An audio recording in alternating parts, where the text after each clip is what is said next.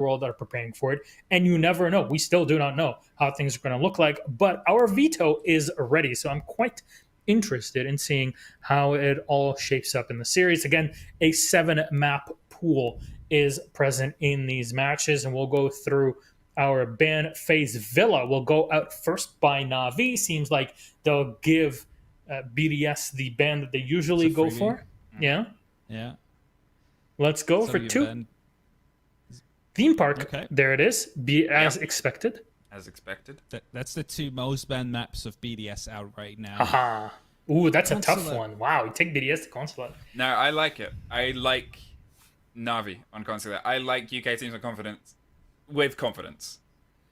I mean, UK teams will, from now on, require a lot of visits to Consulate, so I get why the practice here. Clubhouse. I need that too. Trust me, in a couple of weeks. BDS picking up Clubhouse here for the second map in the series. Oregon will be banned, as well as Coast, leaving BDS with the final choice. That's where they remove Coastline, of course, and leave us with Kafe as a decider. Oh, to me, this looks pretty varied, but what are the advantages here? Anybody that comes out ahead of this, as Fresh would say, winning the pick ban. This is a bold call. Okay. I think Na'Vi might be able to put something together here. I think these are 3 maps when Na'Vi's on their day. These are good maps for Na'Vi. And if BDS are a little bit, in 3rd gear, if Na'Vi find 1 more above that, for whatever reason, they might be able to push it. Because BDS sometimes have that problem of, if they're relaxed, they're a little bit too relaxed, and they don't quite cook themselves into it. If that is the weight of SI, if that is the weight of just the day, if that is whatever, it is entirely up to Na'Vi now to take this game, take this initiative, and push it. Because if they fall back, that cool, calm, collected French power of BDS is just going to roll this.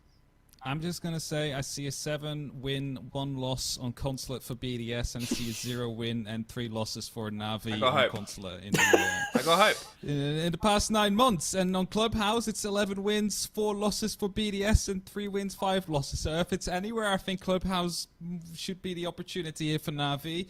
If that is that BDS goes full force. If BDS goes full force, then I think they will take this one 2-0. All right, who takes map 1 then in the series? BDS. Just to disagree with Hap, mainly in the Caliber Jacobs style of analysis, arguing with our version of Jesse. I'm gonna say Na'Vi. I'm gonna say Na'Vi come in with a bit of fire, hopefully, for Na'Vi fans out there. I would assume that also means that Dutch people are the Canadians of Europe, or so. Yeah. I'm told. So there it is. Stein M. editors. Thank you. Wonderful. We are off to a great start. Stein, Hap, thank you so much. Thank you for everybody watching from home. It is time to kick things off here. The EU League Finals 2020 has come to this in early 2021. Before we go to Invitational, we got to wrap up the best region there is. I know NA League is next week. That's why we go first today. So let's start it off. Game number 1, Na'Vi versus BDS on Tourcasters. Enjoy. Thank you very much, Milos, and the desk. Fluke, I'm with you. Got to stick behind the UK boys sometimes, but this is looking like a rough affair. By no means is it easy for any team in all of EUL to have faced against BDS this year, but this is where it counts. They've got something to prove, Jess, and today's the day to prove it. They're going up against one of their fiercest opponents in all of EUL, in fact, probably in all of Europe, as most would contain. And as a result, well, they're going to have to put up their best game. And I think Doki even said something yesterday or the other day, I'm not sure, where he said that BDS would absolutely rip him apart. It was a little bit more, expletive than that. But, I mean, I think people get the picture. It's Doki. Of course, it's going to say something like that. And me and you were looking at the stats before we came into this series as well, and looked at the maps we've got and like, oh, when did we last play on these? And interestingly, the last time they played on Consulate was back at Raleigh in 2019, July that was. It was a year and a half ago, and BDS won that one 8-6. And since then, as Hap pointed out, the record has absolutely favoured BDS to the T. 7 wins, 1 loss, was it? 0-3 for Na'Vi. The teams come together in very different forms to when they met in that last best of 3 they played against each other 18 months ago. But let's see how it goes down here at the European Finals. Some really important roster moves have occurred for both of these teams since then as well. Some working out very much in their favor. I'm looking straight at you, Brede.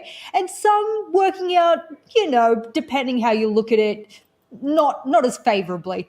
As a result, we'll jump straight into Consulate. I'm not surprised to see a Thatcher ban coming out, especially when you're thinking of starting on defense. You're thinking of that bottom floor. You're thinking of that triple wall on Garage. You want it closed. So as a result, you really want to get rid of that Thatcher. It makes it far too easy for the attackers. I'm always very, very curious about Nomad bans coming out. And sure enough, as I say, it comes into life. BDS banning that one away despite starting off on the attack. Number of times you'll see those placed, of course, just outside windows, or more commonly it feels, seeing double air jabs put down outside of the meeting window for when that double jump out can come through sometimes. That's why some teams on the defensive side often send 2 defenders out. But down to the defensive side, Jess, let's see what else joins us on this map. Not surprised to see a Valkyrie follow out on that. I am surprised that it's actually the same team who banned the Nomad will also ban the Valkyrie, because they're obviously trying to, negate the fact that they're able to jump out and use whatever they've got. What they're going to do here is go, well, all right, we could jump out, but we don't want them to also have the opportunity to jump out on us. So we'll get rid of their Valkyrie, which we know they use. Most teams will have a Valkyrie main on their team. Get rid of that. And now if you want to jump out, you got to jump out without that intel, and well, a Wamai will follow. The Wamai one is so interesting to me because it kind of completes the full circular journey that we've been on. Because let's not forget, BDS were the team that popularized perma-banning Wamai during the utility meta. Every single match, seemingly without fail, that Wamai was taken off the board. But here, it's Na'Vi banning it away from them. A little bit of a change of pace, but let's see how it happens now that we get into these rounds. Let's see how things play out. Round number 1 is going to be in Cafeteria and Garage, and we're seeing a Pulse and Echo to kick things off.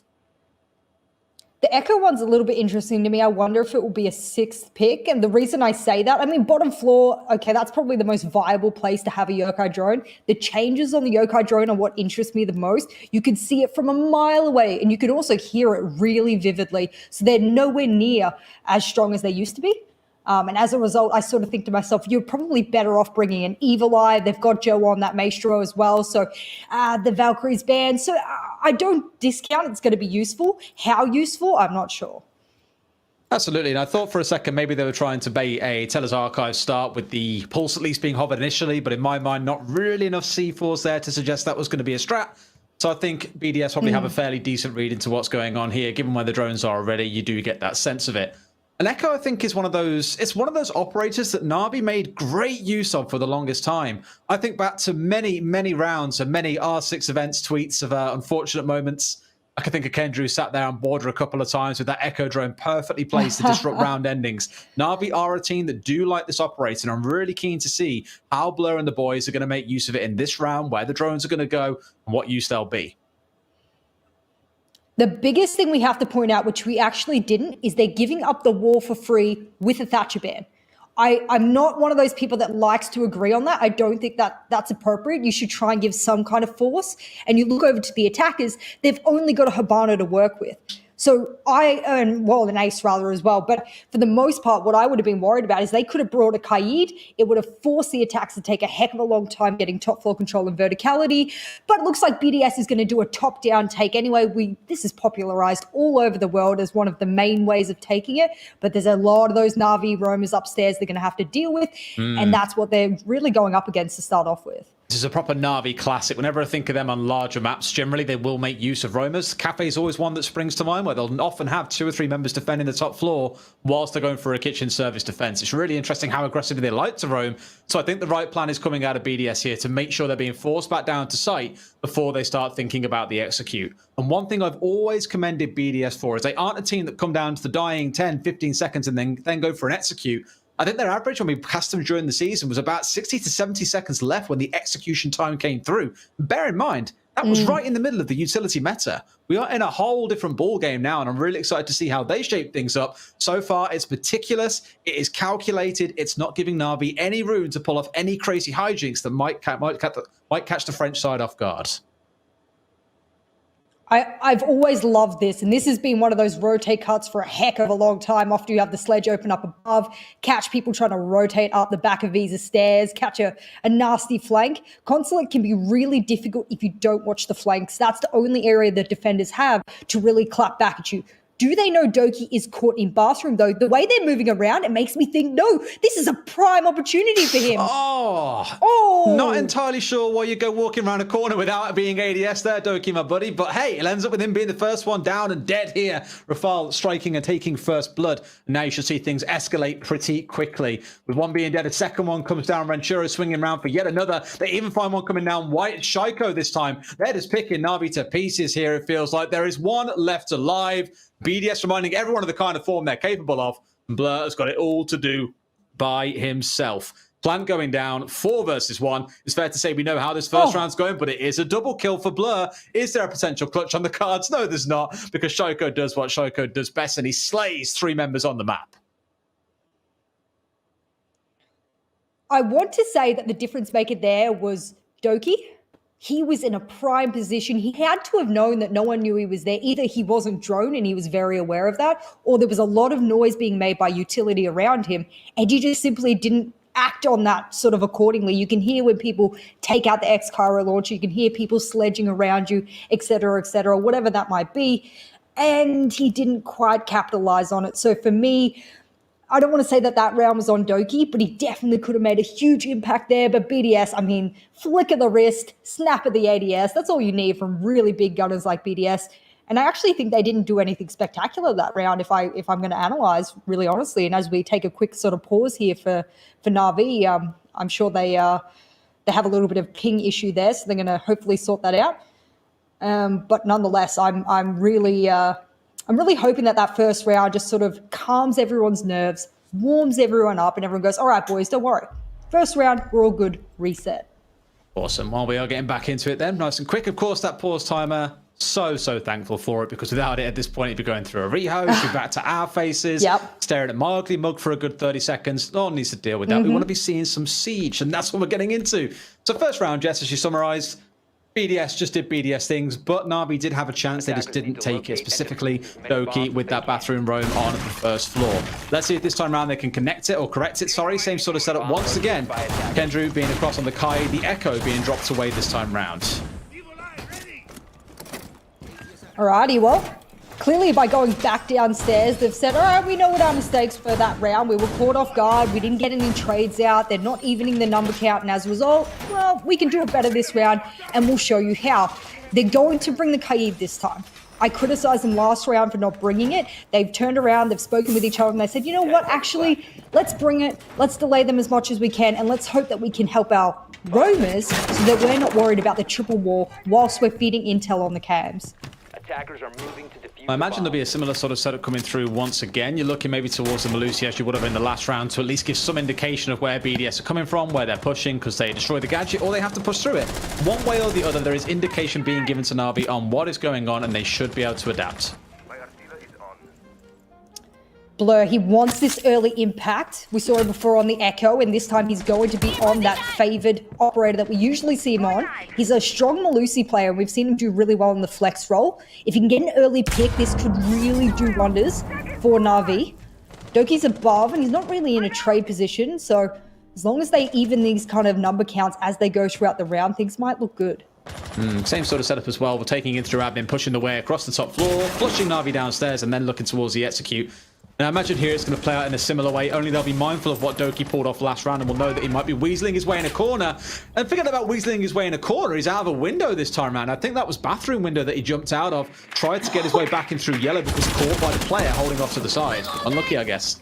I'm sorry, look how far away Brune was. He is out in the nether realm watching Yellow Door from the middle of nowhere. There's no way when you jump out that you know he's going to be there. Valkyrie is banned. That's unbelievable. That kind of that pretense that BDS are playing with super long angles because they've got these scopes to do so is amazing.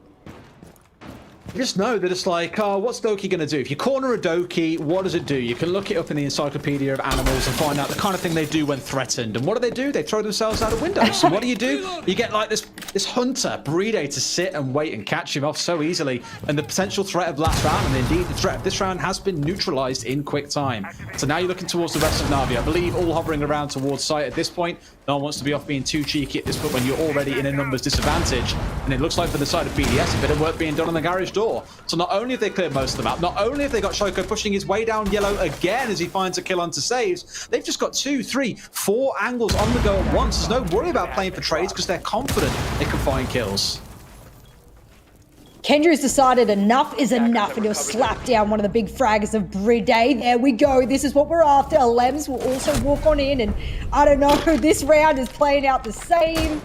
Another round in the hands of BDS, and it looked promising there when Kendrew started to move up and challenge the player outside the breach. I thought to myself, yeah, that's it. You've got to apply some pressure against BDS. You're giving them too much room to move. You're giving them too much time to think, and you're not trading. I think that's a big, if you're sitting there and you're watching this now, I think Navi's problem is they want to be aggressive, but they've got a little bit of solo-esque vibe to it, and that's not how you play against a really tactical and really coordinated team like BDS, unfortunately. I just feel a little bit tardy, I think. Like, the fact that Shoko has, for the second round in a row, just walked down yellow and blasted someone's head off is like, guys, like, you know this is going to be a thing. And I don't know if all their attention is turning towards the garage door when it starts getting opened up and thinking, okay, that's clearly where they're going to push down. But there's not enough respect being paid to the kind of plays that players like Shoko are going to make. They are just going to walk at you if you enable them to. So either there needs to be looking towards a Malusi on yellow stairs, they need to be paying more attention, one of their players dedicated on watching that. Use those Maestro camps you've got down, for example. There's a few things they can do that just simply aren't being done, and BDS are taking full advantage. So far, it feels like really it's only Kendra in that last round that felt like he was having many major impacts, I guess. Blur, especially with 2 kills as well, the other one there. The other 3 members, silent so far. Round number 3 is upon us, and they will finally decide to switch exactly which site they're going to go to, and they're deciding split site is the site. Don't be surprised that we're not really seeing the top floor site played by a lot of tier 1 teams anymore. It has a very bad win rate for some reason, or it used to at least. Teams are struggling to deal with how the attackers now know how to push, whether it's a yellow push, an admin push, etc. And once you lose one of the sites, unless you have C4s below, it's really hard to retake. So teams are starting to learn the other sites and prefer to play them. I think, I can't remember which team it was, might have been G2. They really like Lobby, for example. So there's different sites that are favored. Now we'll see how, I guess, Navi is going to fare on what looks to be a pretty default castle setup for Tellers. Yep, they're doing exactly the same thing again as well, by the way. Into admin, clear the map, and then worry about the sites afterwards. It is calculated. It is textbook coming out of BDS. And one thing I do want to talk about actually is saves on this Oryx. Navi before, I think I remember seeing them on the Kafe against G2 of all teams, made good use of this. It didn't really have the great effect that many would hope for, but that has an effect. Who cares about hopping through hatches when you can put a gun through a window and kill someone? Rafal is down, sadly, not quite yet dead. Should be able to get recovered by his team, but I guarantee you BDS are now on high alert that Saves is lurking around Antechamber. You need to be able to find him and pick him up. And he's got the right idea. There is a head waiting, and it's a Lem. Down he goes. And finally, Navi will get an opening kill. I'm not sure if anyone's really close enough to pick up their teammate of Rafal. Good shot on a Joe. And Rafal looks like he probably will bleed out if Renshiro doesn't run Shift W at him. That's what he's going to do. The biggest thing is that he's aware that that window is partially open in Antechamber, and if he doesn't challenge it correctly and they hear him picking up, this is a free double kill for the defenders. But Saves is not nearby to act on it, and there's, oh my god, 3 C4s below and a pulse. I like this. I mean, they know at this point what they've got to do. They know the dance that often comes with this site. If you're trying to plant inside of archives, guess what? Or inside of tellers, guess what? You're getting C4'd from below. Sometimes we've seen teams employ evil eyes inside the site itself to force even more utility to have to be used. And you can tell by just how many holes in the floor there are exactly what the game plan is here for Navi. There is no peace inside that site. You need to take control of downstairs if you're going to be able to get away with this, or get some kills through the floor as Renshiro has just achieved. Kendrew, oh, I think he didn't see him because of the scope for a brief second there. Renshiro with a near miss. Kendrew as well. But both members will walk away unscathed, at least for now. Well, if you're a BDS fan, they've still got enough numbers to do this, but time is dwindling in Navi. They look like they have everything they need to deny it. 1 C4 still in hand, no more pulse to work with, so that will be the detriment. But look at how much of this floor is open. They'll plant on top of the filing cabinets, and if they want to win this, the C4 is going to have to bounce, but they don't know. They just have no idea where the plant was going down. It was on those back cabinets, and Saves being contested at range can't afford to push it through the corridor. That leaves it all down to the side players who haven't got a C4 or a Dream between them, it seems. Another kill comes up upstairs as Buride brings down Saves, who got himself into a very strange position. Finds a second for himself onto Kendra. It's a 1 versus 3 for Blur. He's been here once this map, and it didn't go too well the first time. No expectation for what it should change here. Down to 25 HP. That's going to be BDS going 3-0 pretty comfortably here against the UK side. Why do I get the vibe that Bride just knows exactly what rotate to cut, whether it's a million miles out in the map, or if it's just somewhere on the top floor that he knows if I stand here, I'm likely to catch someone rotating. He's getting freebie after freebie. It's not that he's outgunning people per se. It's more that they are literally crossing his line of sight. He's getting gifted. He gets to walk away, essentially decimating the number count of Na'Vi. I'm kind of feeling sad here for Na'Vi, but it's Consulate. It's a little bit coastline-esque in that we can kind of say, yeah, teams can be pretty frag-heavy on attack on this map, so I'm not going to put too much stock in the fact that they're 3-0 down, and a lot of teams take a few rounds to sort of warm into the map anyway. So far, I'm feeling okay for Na'Vi. It doesn't spell disaster yet. I mean, I don't know about that. I'm always the first person to say, let's wait for the second half before we really start making any big judgments. But Na'Vi do just feel lost today. It has been rough so far. I mean, Joe, in that last round, you shouldn't be getting caught through the floor like that so simply as well. By Shoko getting control and admin, blasting you out, down you go. And a couple of close calls again. Kendrick could have found a kill if his scope wasn't in the way. Unfortunate, I suppose. And the long-range fights from Blur not really going the way that he wanted. It's more like, I don't want to say it's down to luck, but the small things are currently going the way of BDS. And that is my greatest concern for Na'Vi, is they aren't even getting the odd gunfight going their way. Overwhelmingly, it's going the way of the French side. 5 seconds to insertion.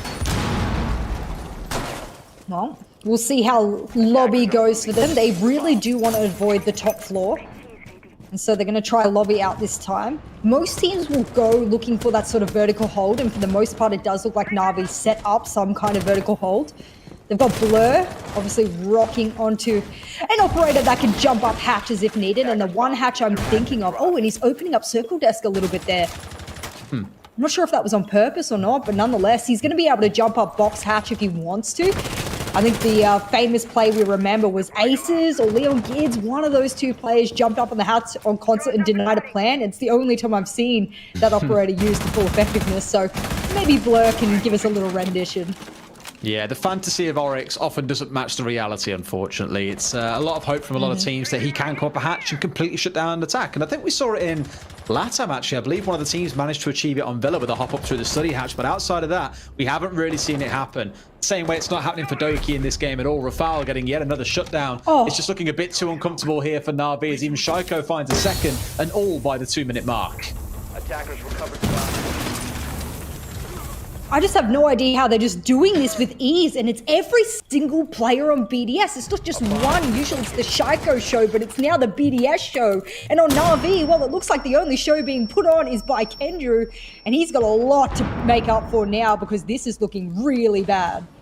Can only imagine the kind of emotions running through this Na'Vi team. Like, how do you even fight against that? Gets instantly traded out because Bride somehow clicked the head at the right time. Unbelievable trade to come through. Great reaction from both players. But sadly, Na'Vi already being down in a 2 versus 4 now find themselves in a 1 versus 3 as a result of that trade. Nothing much more to say as Kendra tries to go onto Rafal. Isn't going to hit the shots. Rafal collects his second of the round. Doki to kick things off. Kendra to close. BDS are 4-0, and this is looking like an absolute storming from the French side.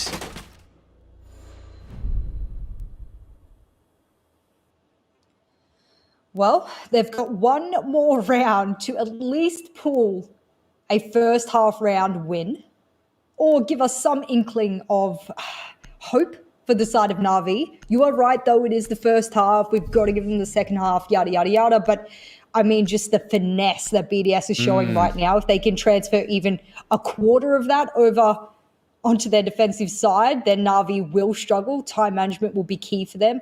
I wouldn't say that Na'Vi look necessarily uncoordinated or anything like that. They're just getting dismantled with ease. And I think that's BDS's plan.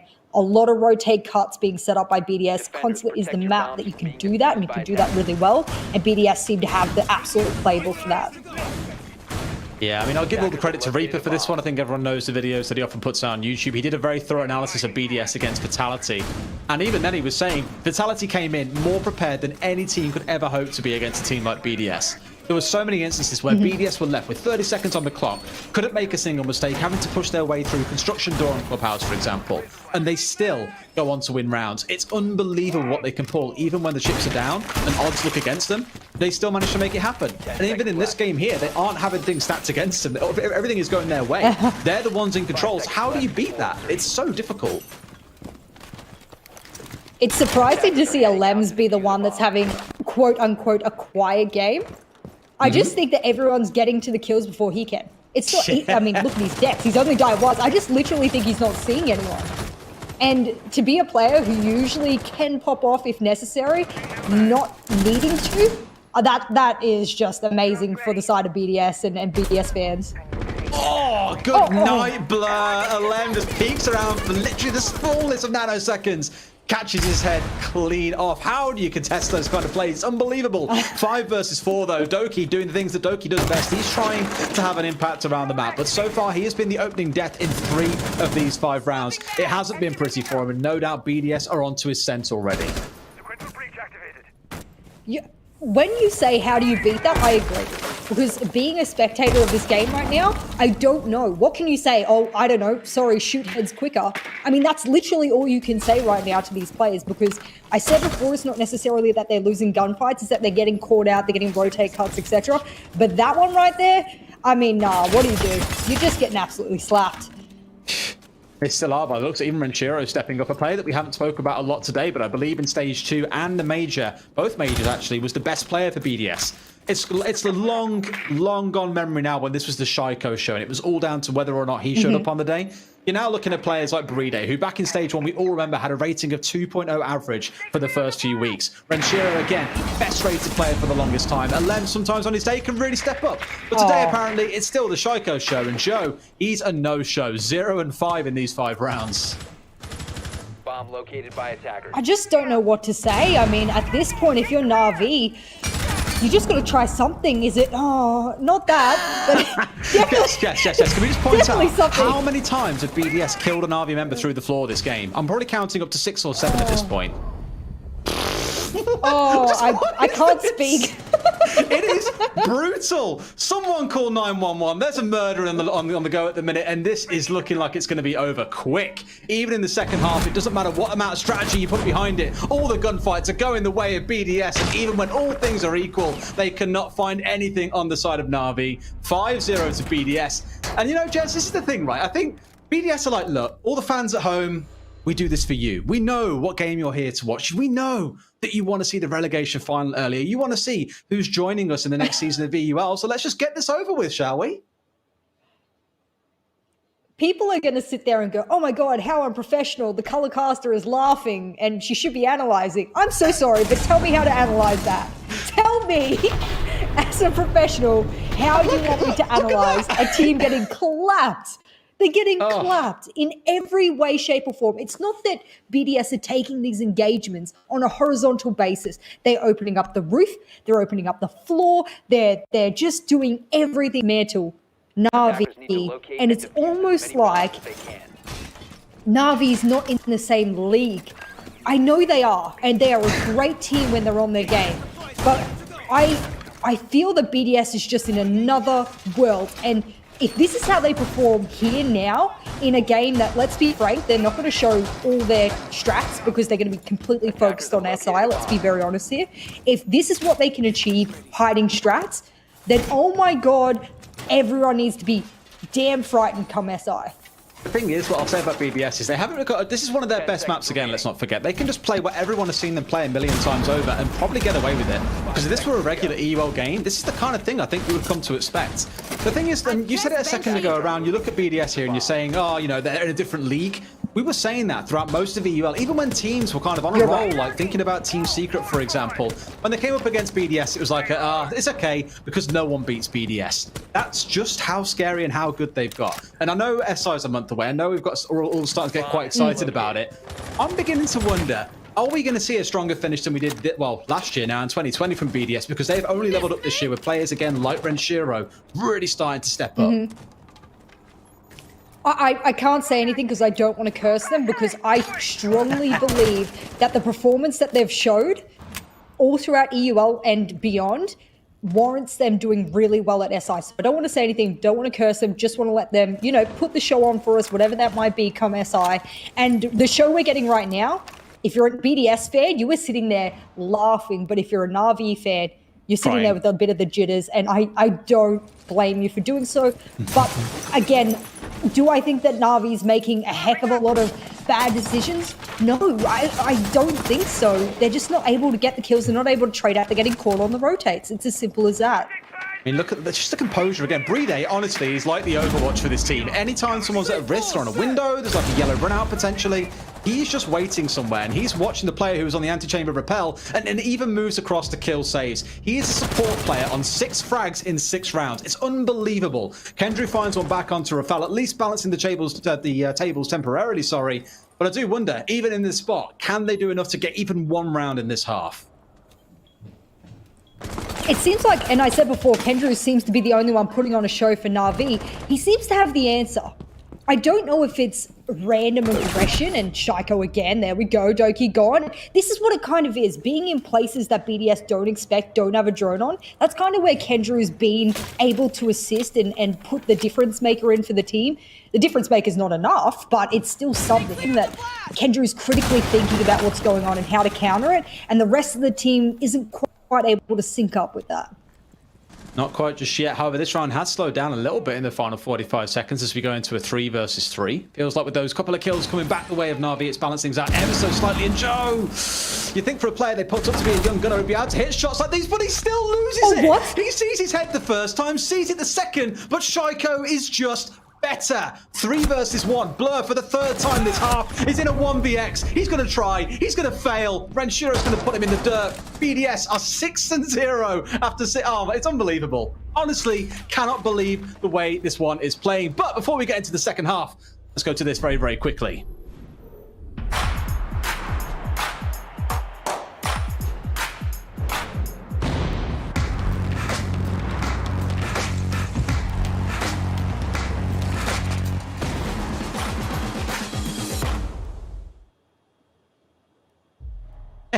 Try out blocking that one, kids. I'm joking. Of course, it's a nice way to get some more money into the scene as well. Again, I had to say it because I know I'd be the first one in chat crying about it as well. But of course, sponsorship, of course, means more going on in the scene. We've got some wicked graphics, as you guys saw at the start of this show as well. And this is the kind of stuff it enables. So let's support it. Let's get excited about it. Let's also get excited, or not if you're from the UK like me, about Na'Vi getting 7-0, as that's the way this game seems to be going. Being defused by attackers. Again, can't curse it, can't say anything, refuse to tell you exactly how I think this is going, but I believe the scoreboard speaks for itself. You don't really need me pointing out the obvious to you guys. I'm sure you're able to, you know, have a little bit of a look, or someone's messaging you what's going on, because I don't even know if we're allowed to show this on Twitch. Somehow we are, and we're still live, and Twitch hasn't shut us down, but there it's are so many comments I can make about that, but I'm just not even going to go there. I'll get in trouble.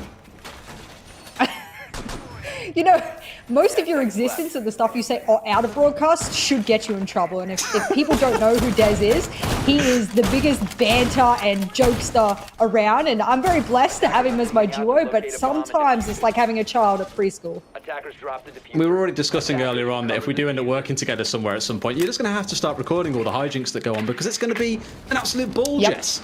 It's going to be a party, much like the BDS theme party currently taking place on Consulate. You've even got Shaiko trying to be a bit cheeky out of the yellow window here. Not quite Doki levels in terms of throwing himself out and being blasted down by a support player holding at range, but enough that it's no doubt going to give Na'Vi something else to think about. You have Blur then holding at long range and doing the BDS duties, making sure no one was looking to rotate through lobby. And here it's going to be a nice clear approach from Na'Vi. 30 seconds in, getting the wall opened up, and now we come into a very, I expect, long and drawn out phase of a war over the garage door. Here we go. Look at these zero cams. You want to know how they work? Well, they spot out players like that. You got a vertical above and piano. Don't worry, I've got a sneaky cam you have no idea exists. Saves will go down, but he'll pick himself straight back up. And well, that's a little bit of action in the first minute of this particular round. I'm worried for Shaiko, though. He does often sort of play by himself, and he usually does quite well. Lems will take the head off of Joe.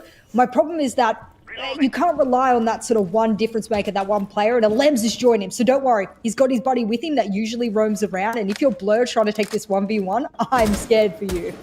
What scares me is that it's Blur by himself pushing. He's got this, and Tycho's rotated off where he saw him earlier in piano, down and towards Spiral, and still found a kill. My point was going to be, you've got 4 players all pushing garage door. It's Blur finding the information, going, guys, he's in piano.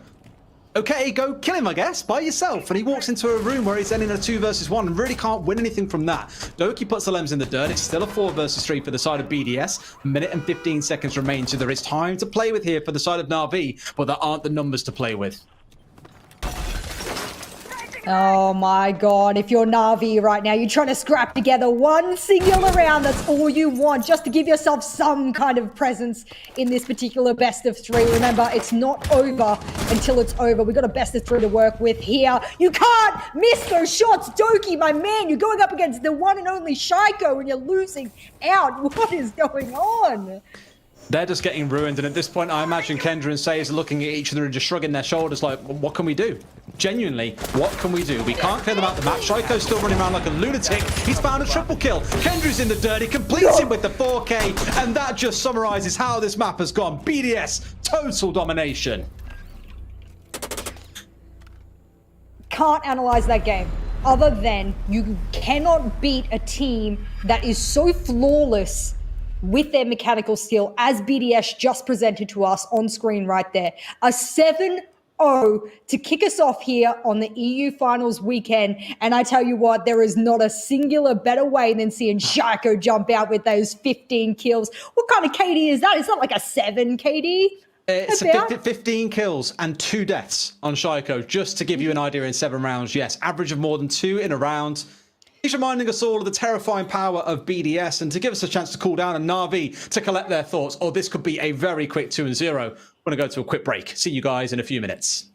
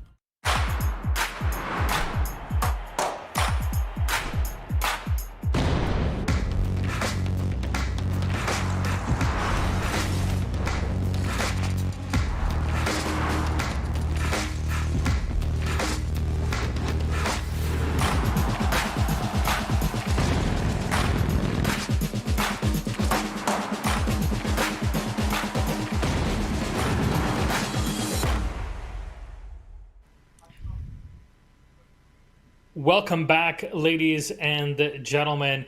I feel that it got back to us very quickly. It's a good thing that we are not paid by the hour, because we'd be broke by the end of the day if that was the case. But here it is. That was a very, very quick and effective map 1 for BDS 7-0. Something fresh just tweeted out 9 minutes ago, at least for us. What does it say again? Navi with a really brave banning phase versus BDS, in his opinion. He hasn't studied enough to be sure if it worked or not, but it was quite unexpected. Not many teams would choose to take BDS to Consulate as their map pick. If it works, it would be genius, but I don't think that either him or Fluke would have expected the 7 KD that's not fair. of Shaiko to come in. What? It's Shaiko. What do you mean it's not fair? No, Shaiko had the same KD as the round count. That's a side point. You got to remember, though, when I said Illuminati confirmed. If we hit a risky ban phase, if we're hitting Consulate and we're hitting Kafe, if Na'Vi are playing confidently, they can do well. And if they're not, and I said this, it will be a 7-1 or a 7-0. I didn't expect it to be literal murder that we watched on screen. I don't think it's legal to have this on Twitch. Someone should have thrown the towel in and cut the cameras. It was just, it's one of those rare games where you watch a team play as BDS were playing there and you just go, how the heck do we stop this? How do you stop what they're doing? How can you stop a man that died twice over the 7 rounds and had 14 kills? And what the heck do you say now as you've got at least one more bout to go back into the octagon with him? Yeah. Okay, what was going on there, Hap? Very quickly, let's wrap up Consulate before we start talking about Clubhouse. Oh, what was going on? What was going on? BDS were playing the way that they were, right? What's going on with Navi? I already said, BDS is a team full of fraggers, and if it's not Shaika stepping up, the others did, and right now everybody was just hitting their shots, and Navi just wasn't. I'm not sure if they wanted to go for a risky map pick here, and it just didn't work out, but, well, not working out is definitely what it did. Mm-hmm. I think they have to forget this one mental reset, and just, it took 24 minutes. Yeah, they've got an appointment. They've got somewhere to be later.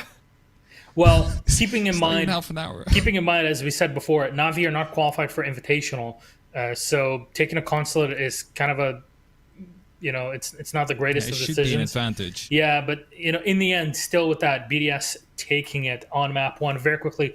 Before we dive into map 2 and actually start off that side of the game, let's have a chat about Clubhouse. What is the advantage here, given if we look back at stage 1 and 2 Hap for BDS? I got 10 bans by BDS. I got 11 wins, 1 draw, and 4 losses, compared to the 3 wins, 3 draws, and 5 losses for Navi. They banned it 15 times themselves. So it's looking like a BDS map, but the statistics are closer in this one than they were for Consulate. I mean, yeah, I think with Club, if Navi can clutch onto anything right now as the whirlwind that just occurred sweeps through and picks them up and leaves them in another location, it is a little bit easier to get your breath in it. Clubhouse isn't as quick to the punch. You look at Consulate, it's windows and walls, it's pace, and it's angles. And we just saw BDS manipulating those like Pythagoras. It was unbelievable. And now you're in a situation where they have Clubhouse, they have some ground, they have some familiarity and some defaults that they can play here. There's more space, there's more time, and I mean, it's going to take more than that, but it's something. I'm not sure, but I'm looking at it here, and I think I see BDS starting out on the defense. Oh, okay. Map 3 or not, simple Hap? No, yes? No. Fluke? No, it's going to be too low. I already said at the start. If it goes to a 3rd map, I need to know what team talk occurred during map 1 and map 2 for Navi for them to turn that around, because I mean, it's 23 minutes. Yep. 23 minutes and we're done a map. It's pretty quick. Chat, let us know if you'd like us to go to Kafe. Let's see your catch-ams in there. It is time, though, to go to map 2 Clubhouse. Let's see if things can shape up for Navi, or will it all be over and in favor of BDS? That's up to our casters to take us through. Just at you. Enjoy. Surely, Jess, it can't get much worse than Joe and 7. Twitch chat, that one's for you. That's a very good joke. I can't believe I didn't think of it myself. I bow down to your superior intellect and wit. But Jess, speaking of intellect and wit, there needs to be a lot more intellect on the side of Navi, I think, to have any kind of damage on Clubhouse. They start on the defense. That is as far as their advantage goes, and their only saving grace they can look towards here. But to be honest with you, given how they looked in that last map, even on the defensive side, this really can't get much better for them, I don't think. They got absolutely rolled every single round. They're going to have to start working on some magic here and start hitting those shots, or this, as everyone keeps on saying, could be a 14-0, and we get on to the CL finals very, very quickly. That would most definitely speed up the schedule. I'm not sure who would be most excited. Mount us to a rocket and send us into space. That's how fast it's going. Look, BDS are going, yeah, look, I've got a reservation later, and this is really taking too long, so I need us to speed this up a little bit. No, look, jokes aside, I did say in the last map that I felt that Navi or rather BDS was in a completely different league to Navi, even though they're both tier 1 teams. The reason I'm saying that is not to discount Navi being an actual tier 1 team. They are, but BDS is just out of this world, smashing through the top of the ranks, really, and what I consider to be the best team in Europe by far. It's good that, because you and I said we haven't seen these teams play in quite a while, for BDS to come back and still surprise me somehow, some way, after casting their games and analyzing their games for how many months, that's a hard thing to do. So here we go. This duo, this combo of bans, however, this is interesting. On a map like Clubhouse, if you get rid of both Thatcher and Maverick, you are cornering an attacking team, of which will be BDS to start off with, to bring either a Kali or, I mean, I suppose you don't have to necessarily. I'm more thinking a motor hatch downstairs where you would really need to. And that could be tough. That means a player's going to have to drop off of another operator just to play it. That's a tricky one. But okay. That changes things. Yeah, I half expected that would stay open by Na'Vi, given they start on the defense. But here acknowledging that even when things switch over, they really don't want to make use of it. Even though on Consulate it was a thing for a couple of those rounds, as we saw, admittedly not as successful as they would like, but the intent was there. We are going to start off on the downstairs. It's going to be Church and Arsenal. Now, Mute Mozzie, so I was about to say we saw it a little bit on the last map for them. This is the kind of map where you want to bring it out, I think. And if they're going to go for this roam-based play, they have really got to commit to it. Because in the last couple of rounds of Consulate, as we saw, when Doki was off by himself, it was far too easy for BDS just to pick him off. And I don't want to say that the magical answer to suddenly make it all better is going to be trade-based play, but I really feel like we've got to start seeing some team play from Na'Vi here, because that just didn't exist in any of the last rounds that we watched. I don't know what the magic answer is because, again, I'm still struggling to piece together what just occurred on first map. 7-0, if you guys missed out on it, make sure you scrub back on the VOD. You don't have to scrub back far. I'll tell you that much. It was over in the flash. And on Na'Vi, they're hoping that that is a nightmare that they won't have to repeat here on this map. I said it's going to push a player onto Kali. I actually expected it to be Rafal who played it, but for the most part now, not particularly surprised it's Renshiro who's going to be the one rocking it. He hits his shots, and that's what you need to be able to do if you're playing a sniper operator. But the SPS MG9, as Pengu has demonstrated time and time again, you can still hit some nasty shots with that SMG. So, I mean, we'll see what he's up to. But number one, getting those hatches. But Na'Vi says, we want to fight you top down. You're a top down kind of team. So come up and meet us, and hopefully we can do damage, even though we've not presented that we can do that thus far. Yeah, it's kind of this sort of SSG-esque roam coming through here out of the boys, and they had the Mute and the Mozzie upstairs. They've got Doki upstairs, Blur's up there, Joe's up there. It is the go-to Na'Vi special of sticking 2 or 3 players on the roam and saying, go and waste time. Of course, try not to die, but if you have the opportunity to bring someone down, then please do. Of course, it hurts the attackers far more if you lose an operator earlier on, because they probably haven't had the chance to use their utility yet. Imagine catching a Thermite versus catching a Jaeger who's already put down his ADSs. It hurts the attacking team far more because you do no longer have that hard breach on side. No. Oh, he barely misses it, and Renshiro knows he saw the shoulder of a player who was attempting to rotate back main stairs. Very, very lucky there for Joe. Does it get caught off this time? No, but guess what? Joe manages to hit the shot himself. I mean, okay, Na'Vi activated? Joe activated? We made the joke about the Joe and 7, but he's already starting this map in round number 1. 1 kill has passed in the whole map, and Joe's already got more than he did on the entirety of Consulate. Go figure. I do think they've unlocked him a little bit here and said, look, Joe, just go and play your game, mate. Like, we know why we brought you to the team in the first place. We know we settled you down a little bit on the Maestro. Now's the time to go and have some fun. It's your ballpark. Go and do just that. And I think, actually, Clubhouse was the very first map that we saw Na'Vi play with Joe on the team. Yes. I forget the opponent it was against, but he was at every single window and doorway, spawn killing people. It was horrible. They couldn't do anything against him. You're absolutely correct. This is where I saw Joe shine that time, jumping out a secret window, top 3 stairs, etc. You're absolutely correct there. If I'm Renshiro right now, I'm looking back at that, and not that you can see the replays in Pro League, of course, but I'm looking at that and going, I absolutely got decimated. And so did Shiko. They were hitting shots on Consulate, but, well, Na'Vi says, Clubhouse, that's our map.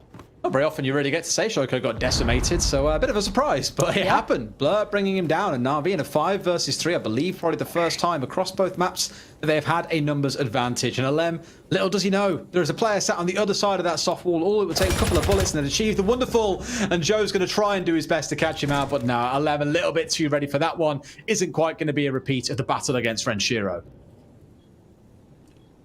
I like you know what they've done? They've said to Joe and Blur, the 2 newest, the youngest sort of gunners of the team, they said, get off the support. we're done here. Just pick a gunner, just pick a fragger you like playing, whether it's, the Mozzie, if it's the Vigil, whoever it is, and just go gun them. And that's the sort of freedom that they've given them.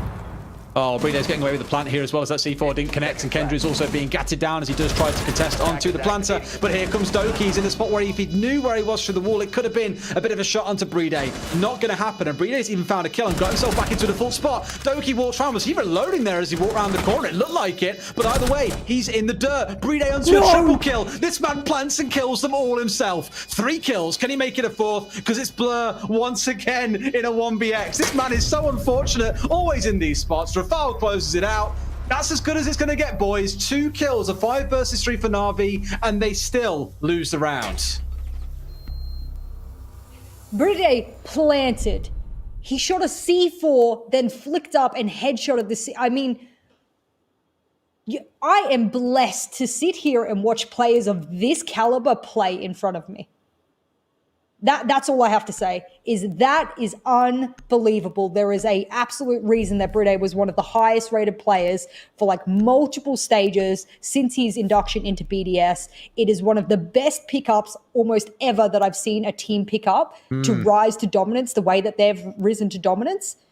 And that play there was, that was just beautiful. Na'Vi looked to have the leg up on that round by far. And Des, I know you will agree with me there. That was Na'Vi's best chance that we've seen throughout 8 rounds now. It was quite unbelievable. Like, BDS and Bride in particular, everyone for the longest time was calling them Bride-S as well after all that he achieved. But I remember probably about a year and a half to 2 years ago, often the conversation would be, well, as long as you've got 1 or 2 good fraggers on your team and they turn up on different days, you're always going to be okay as a team. And the support players, it didn't matter if they were super mechanically gifted. As long as they did their job and enabled the fraggers, that was what was important. That is no longer allowed in the modern game of Siege. You need to have support players that can clutch. And to be fair, looking at Na'Vi, Kendry being a great example of a player like that can do wonders. The number of clutches that he would achieve. And you think about the play on Coastline for Nilo back when he was on the team, for example. Highly capable support players are such a staple of the game. And I think Bride, probably the most capable there is out there. It's terrifying what he can do. Some really good pre-play drones here from BDS. Double checking early on in the round that no one has rotated over to strip. This will give a Lems free entry, and in fact, he can shift W with all the freedom he wants. The only player he's going to go head-to-head with here is Doki. There's another player near Doki as well for the trade. That's a shift W you shouldn't do, because guess what? A Lems is waiting, and Joe, he'll fall to his death way too early here.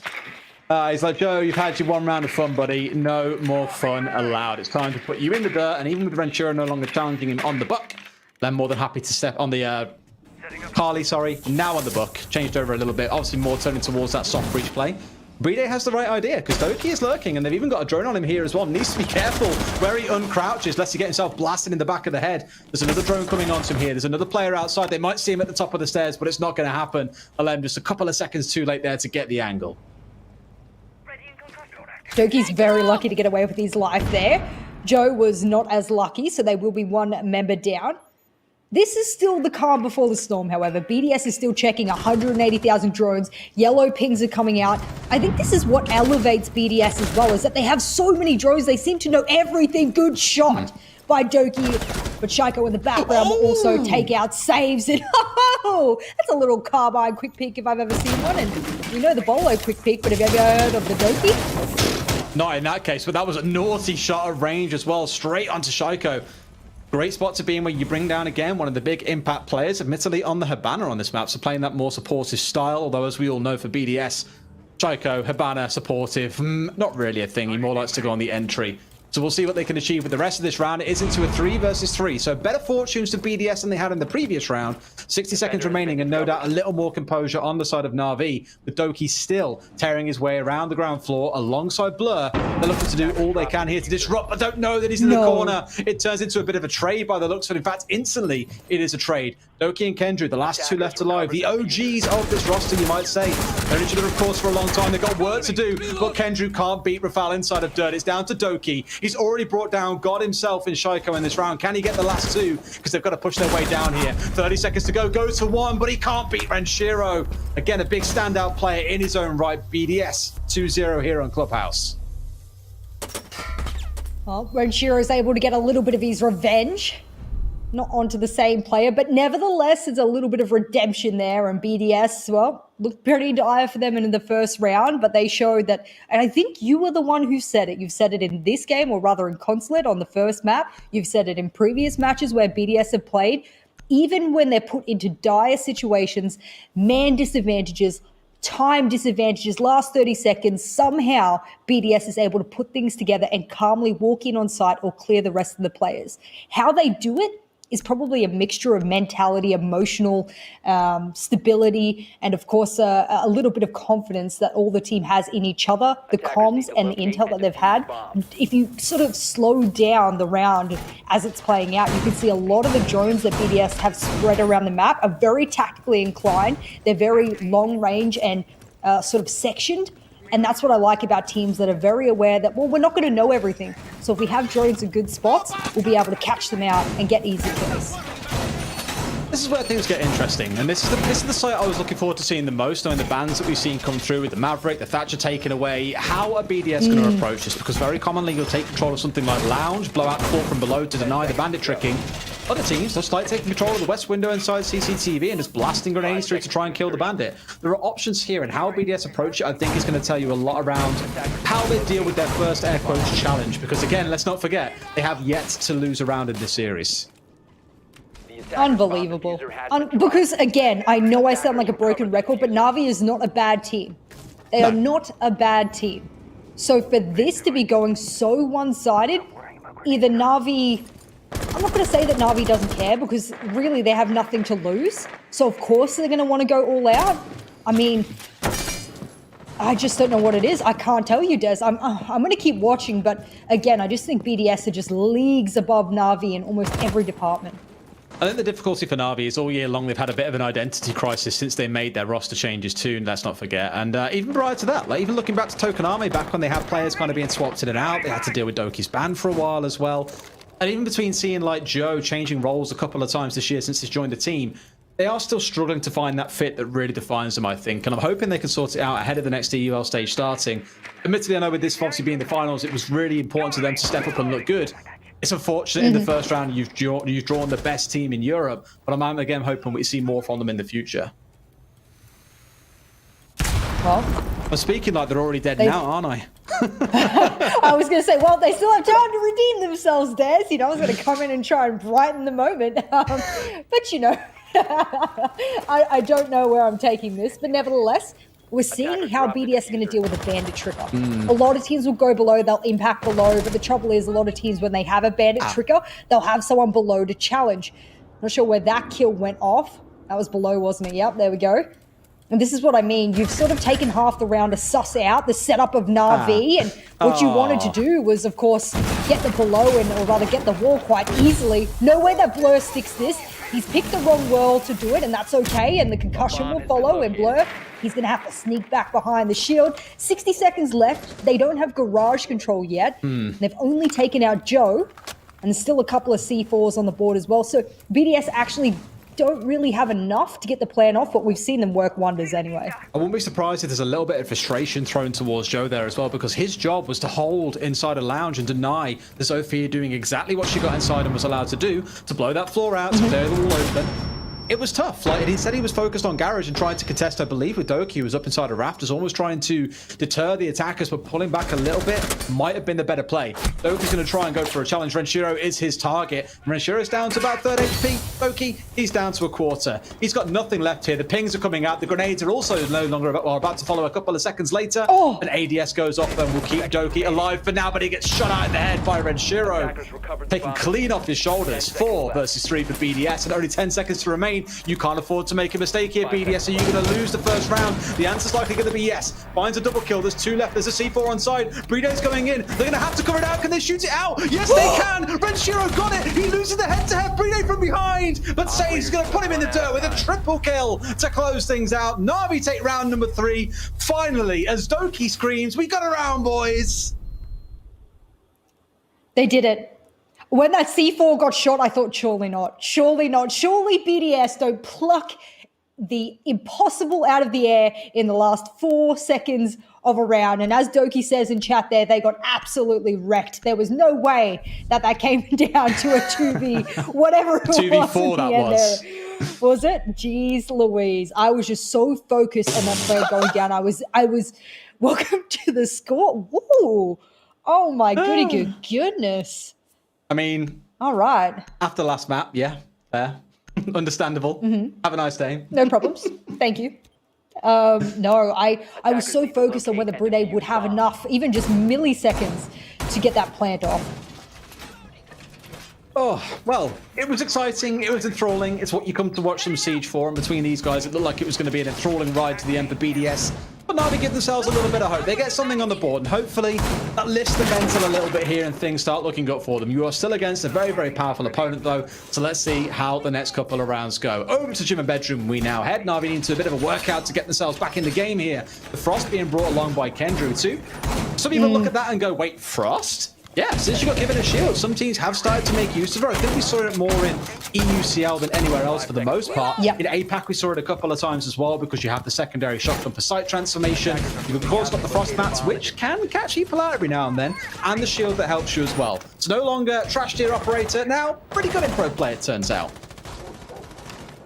You're absolutely right. And in fact, she has one of the strongest primary weapons outside of shotguns in the defensive lineup. So she's got a really good kit going for her.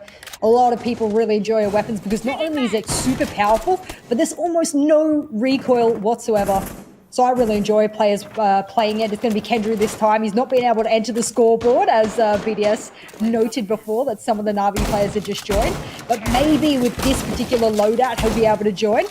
I don't think that's necessarily his role. You can see him opening up a lot of the site, manipulating the soft walls as necessary and getting some of those frost mats and shields down.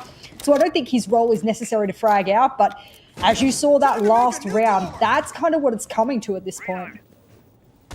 It's more of the same sort of style with the extended hold coming out here. 4 reinforced walls committed out towards the east, and maybe 1 or 2 at the top of red as well. I'm not too sure. But no one was really playing there, I don't think. So in pretty rapid time, they've managed to get this open, and I don't believe anyone's really lurking. Goes already drops his way downstairs and is rotating his way back up through main stairs. Should be able to rejoin his team here, as I don't believe anyone is holding nearby, but they have abandoned that extended hold very early on once they knew the death trap was being set up by Shaiko out here on the window.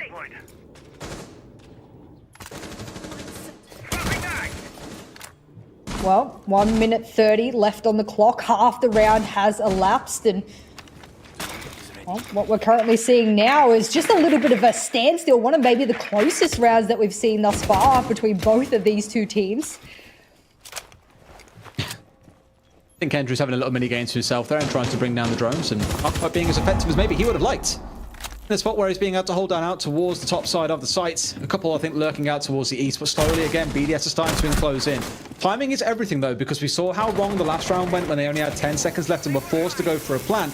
The lower this time runs, the more chance it gives to Na'Vi, the more the clock becomes the 6th man for the defenders, as I call it, as it allows no more mistakes. Looking in towards the bedroom window, Shaiko coming in from the far side too. They're really starting to pile the pressure on here, but Na'Vi hold firm. 3 players still on site, and I'm looking towards Joe, who's playing downstairs, and the damage that he might cause if he can find a good angle later into the rounds. Well, here we go. Kills are raining out, and there's crossfires left, right, and center. Look at the placements of BDS. They are encircling the site left, right, and center. The biggest detriment I see now was that Brunei was by himself, but it doesn't matter. His teammate joins. It's all going to be on Doki and Joe. The 2 fraggers of the team, if you ask me. And Joe, well, he's shown what he could do on the Jaeger, but I don't think it's enough. Absolutely not. A 1 versus 2 for Doki. Blur saying, thank heavens it's not me this time round, but he's got work to do. Plant is going down. Do they know where he is? I'm not convinced they do. He must know. He must know. Doki can win it. Oh, he was literally a split second too late, but still finds the triple kill, flicking from one to the other. Doki's going to get the second round on the board for Na'Vi. And now we've got a map on our hands, Jess. Defenders win. 1 mag, 1 tiny singular mag of an SMG-11, and that's all Doki needs to just completely outplay. You know what the problem was there? The movement from bedroom window to gym window. Siege is a game of milliseconds, and that timing that was played there from BDS was the problem. Should they have stayed on the bedroom window? Possibly, but then you miss out on them going main stairs. Maybe you don't have a cam there. You don't know exactly what's going on. That's a tough one. The cover was there, it just wasn't there. It wasn't the right timing for the right rotate with an SMG-11, highest RPM gun in the game, just shredding through the BDS players. And it doesn't matter how good your gun skill is when you're going up against Doki with an SMG. You know what really tickled me? When you were like, one singular mag, one tiny mag. I thought you were saying one tiny man. And I was like, one tiny man and a big dream. He's done it, boys. He's gone all the way. One small step for a small man, one giant leap for Na'Vi. The best way you can describe that last round. It does bring us to level pegging here to a piece. Need a couple more rounds, I feel, here, because if BDS still walk out of this with 3-4 rounds on attack, it's going to be really dicey when it comes to the second half. So we'll see how it goes. Now we are back downstairs. Let's not forget the first 2 rounds of this map were played on this site, and Na'Vi lost both. One of them down to BDS incredible 3K in the first round with the huge support clutch. And also worth mentioning, the last 2 rounds that Na'Vi have won, all down to one player stepping up. It was Saves in round 3 with the 3K, Doki in the last with that incredible clutch and a 3K of his own. I'm not sure if we're going to see those hero plays repeat themselves and see lightning strike twice. Well, we'll see whether or not Joe is able to have the effect he's looking for. He's close to running out. I think they're trying to sort of watch out for him doing this. They know he's there, and that skeleton key will collect onto the side of him down to about 45 HP. He's going to give up on that one, but well, it cost him a lot of his HP in his life as a result. There's corner the rats of Joe there and catch him exiting strip. In that case, Alem was just all too ready. This is where that team play from BDS really starts to come into its own. They start catching out these players on the roam. And I think it's more of a reminder to Na'Vi that sometimes just playing sight can be the right idea, but it goes against every fabric of their being. They just can't do it. Now it's about 2 minutes 10 left though. They've already got this pincered where they've got the bottom floor control, the ground floor control, I should say here. I think they're in a spot here where things may be a little more dicey for them, where they're looking to try and get their way back down to sight, but most likely can't. It's not going to be pretty. Some serious drywall. I mean, Tymon's still looking A-okay. I mean, Joe went down early, but that happens sometimes when you're trying to be that sort of playmaker and that early aggressive player. Sometimes you don't really get your way. He copped a little bit of that HP onto Vincere, but not a lot. And for the most part now, the advantage is on BDS's side. But Na'Vi has shown that they know how to play Clubhouse for some kind of way. I'm just not sure whether or not they're able to put things together as Doki's by himself upstairs. He's spotted out by Bride. There's a couple of those roam clearers nearby, and they are encircling him like sharks. Probably the best way you can describe it, yes. But it all comes down to the clock, as we've seen a couple of times from BDS on this map. It can come back to bite them, but they're getting the early kills here. Still 75 seconds left, and they've killed 2 members. 5 versus 3. Doki and Joe, the roamers, both gone. And now surely the conversation and the attention all turns towards attacking downstairs. Because yes, Na'Vi are down 2 members, but have they also wasted 2 minutes? Absolutely. Oh no, Kendra, he tried to be the playmaker, but there's 2 drones just spotting him. Na'Vi must feel pressured from the get-go. The moment they start around and they can see all of these drones and these players just charging at them, it must be a terrifying feeling. You looking at the placement of BDS almost every single round, even when they lose a player, they seem to have a really clear understanding as to where everyone should stand so that there is always a crossfire present. You never see 2 BDS players holding the same angle. They're always ever present and ever understanding as to where that positioning needs to be, and it's catching Na'Vi off guard a lot. Like I say, 15 seconds. We're still in a 5 versus 3. BDS a little bit limited on intel right here. They have no drones left, so this is all going to come down to winning their ones. Kendry winning his one against Alem. 9 seconds left. A 3 versus 3. Vincere strikes back. 3 versus 2. Bride's going to get this plant off, though, and there's no one to stop him. Sage is left alone entirely by himself. Isn't aware of the player in blue. BDS are going to take their 3rd attacking round here on Clubhouse. Really well done by Vincere there. Happy to see that. Wasn't he the highest or the MVP rather of the major just gone? It was. I think of Pretty both. sure. I think it was stage 2 and the major. Really? So he was able to walk away like head honcho of pretty much the entire European League. I don't know let's if it be was honest. November major or it was the August one. I'm pretty sure in August he was. And then I think in stage 2 is the same story. I'm not sure about November stats. But either way, he's a god is a good way to look at it. No, he's done a really good job for his team. 7 kills, but he's not even sitting anywhere near the top of his leaderboard. Why? Because as those points accrue, whether or not you're destroying gadgets, you're spotting, you're doing whatever you're doing, the points will accrue individually, and I guess as a team if you're spotting out teammates, of course. And as a result, other teammates are doing enough on the team that they are out-pointing him on the leaderboard, and he is sitting second last on the leaderboard, which blows my mind. That just goes to show how much BDS is doing beyond just killing. Here we get to go back up to Cash and CCTV. If you remember, it was the hero play from saves that won in the round not too long ago. So you're looking maybe towards a repeat, maybe from a different player. But either way, they're going to need something magical here. Blur and Saves both building those C4s. And I'm glad that we haven't tried downstairs again. They've lost that now 3 times. Downstairs, apparently not the play to come against BDS on, it feels, on Clubhouse. The other sites, they have a little bit more success if one player can step up and get a 3K in the round.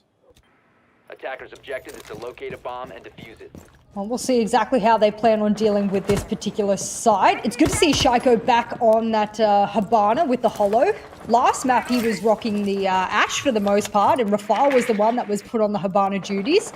It's funny because Shaiko will run the Holo and Rafal will run the ACOG on it, and Shaiko just has this thing with, I guess, sort of 1x, 2x scopes that he prefers over sort of the ACOG, which I respect, I don't mind, but it hasn't really paid dividends for him just yet. He's actually sitting quite low on the leaderboard with kill-wise, and he's not popping off. So it's not the Shaiko map, this map. It's almost like he expelled most of his energy in the last map, but we've still got time. We're only almost halfway through, and this particular site is probably a pretty good site for Na'Vi in the fact that they know they can be confident on it. They know they can play plant denial on it because BDS has taken their time to get garage control.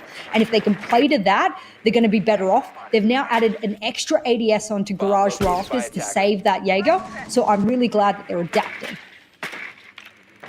Small things to think. The confidence builder it also gives to the members on BDS that aren't Shaiko. And so when he's not popping off, you have to step up and kind of remind yourself, yes, we can do this. And you're seeing that from Alem, who in the last map, quite fairly, we said, can't get much done because the others are stepping up far too much. And Vincire's kind of been the consistent factor across both, it feels like. Been pretty peaceful start to this round, mind you. No early kills onto Joe or Doki, as we've seen quite a few times over. Down to about that 90-second mark, and we start thinking about, okay, what's the game plan here, boys? It looks like there is a very big focus coming into the west here, coming in from construction and abandoning the CCTV wall altogether. They've changed their push completely, which I really like, because if you keep your opposition on their toes, they can never adapt to you. You know, they're not pushing garage and platform anymore, so you can't just put that double ADS on rafters. It doesn't work. You know what does work? A nice, quiet yellow ping onto the head of Joe as he attempts to wait for a sneaky flank. Rafal says, I'll meet you on that flank. They're still going to ping you out. And oh no! He spots out the drone 1 second before anyone's able to catch him out. And oh, that was a freebie there for BDS, but good game sense there to be able to run away and get away with his life. Wall opened up, and yep, Blur can't get much closer to that wall, unfortunately. So in a spot where he's got, well, where Na'Vi now facing down the barrel of BDS, bursting their way into sight. But again, I've always got to point to the clock, because that seems to be BDS's biggest enemy at the moment. There's 30 seconds to go. There's still a C4 remaining on the side of Na'Vi if you look towards Saves, but they're starting to contest. They almost got a player down towards the top of red, but Saves springs out and brings down Shaiko, who himself is now 2 and 6. Hasn't been his map, needless to say. Alem now looking to rotate, but he's going to miss the player up in Rafters. I was going to say, if he looked up, he would see Doki. Finally catches him out, comes in through the window. Kendry with a shotgun, 2 versus 3. That clock now is everything. Kendry manages to blast one out, doesn't manage to quite finish him out. Saves the double kill, 3 versus 2. One more is down. Saves has done it all again. It's a triple kill on the same site, and Na'Vi will take the round. Ends things 3 and 3 at the half. It's something, but there's still more work to do in the second half of this map. Let's get back to that in just a few seconds.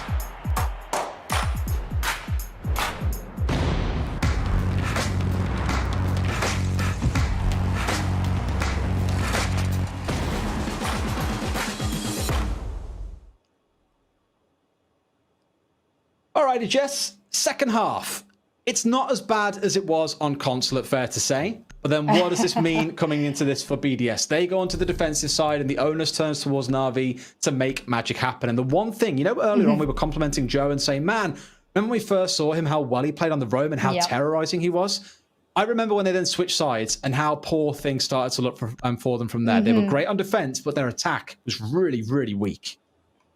Defenders. Yeah, you're not wrong, and I'm a little worried for Na'Vi because you can look back on previous games and go, well, we predict that because statistically or because in recent matches they haven't performed quite well on their attacking side, that it might not go well. But you never know. You never know. It's a new team, it's a new day, it's a new week, a new mentality, let's be honest, because after Consulate, I mean, you can tell they've swapped the roles. Absolutely. I mean, look, on attack, not so much, other than putting Joe onto the Ash, making sure that he's on full frag as he was on the defensive side.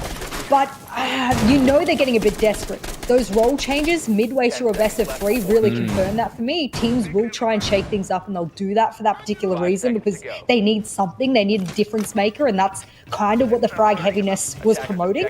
I said it in Consulate map, actually, that I reckon Kendra had worked out the formula that BDS were putting upon them, and he was making a good impact, but he was always solo, and it was only a slight impact here and there. He needed everyone to get on the same page. Now Na'Vi have turned to the fraggers of their team and said, we need you all to get on that page, and we just need you to get that right aggression happening. And I'm hoping for Joe, now it's going to really propel him hard. Let's see what damage you can do on the Ash. It's not really the kind of trademark we're associating with. Normally you're thinking more towards the Jaeger, for example, and I was going to say, is that wall jam down? I think it was for a second, but either way, it's going to come off. They'll be able to start getting their way in through the top floor here, and given, of course, it is a cache CCTV site, then this is good news for Na'Vi to have got there so quickly. No denial focus except for the mute coming out of BDS is quite interesting to observe too. Yeah, absolutely. I'm interested that they didn't try and bandit trick. When you've got a Thatcher and a Maverick band, you know, bandit tricking is some of the best options that you can have. Lem's, he'll sneakily get away with his life there. He did try and sort of take the Ash head on for a second, but then he thought better of it. And the good thing about having just this solo roamer, oh no, that was a free kill there for that rotate cut. And I'm going to say this quite confidently. If it had been, let's say, Bride on that rotate cut right there, the Jaeger player would have been dead already. You've got to commit to holding that. You've got to have that full angle. Otherwise, now you're taking on a 1v1. He's looking to do some damage coming in from the side as well on the sledge. I think he's just trying to snake his way forwards here and give himself a safer rotate into logistics before he pushes his way in through construction. Quite fairly so. It's more about the timing here for Na'Vi. They've got a lot of it still to play with, I think. And for BDS, it's all about holding firm. No one yet going down. No one even taking a scratch when it comes to the amount of damage. I say that, and finally, one is going to strike. It's Joe bringing down Rafal, denying away one of those C4s. Yeah, that's a really important pick of Lems. If you can't trade out on this, then it's going to look dire for them. They'll even start using the Ash charges, of which Ash now has 3 Ash charges to work with. And I don't know if you know how Ash usually works as a frag-heavy sort of operator and player, then you know that that's just even more to make her very dominant. Lems, he'll miss out on those shots as well. Not the kind of mechanically... Oh, that's a good shot as well. Not the kind of mechanically finesse team we saw on Consulate. They're looking a little bit weaker now, and I don't know whether or not it's the not so confidence that we saw on Consulate as a map, or whether or not it's just Na'Vi stepping up.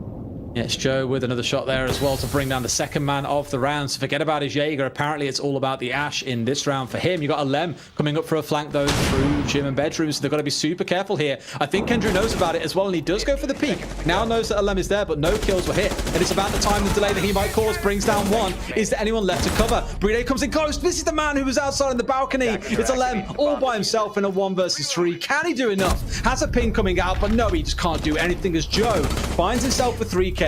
And there is a theme starting to form in this match, Jess. Every single round that Na'Vi have won, one of their team members have got a 3K.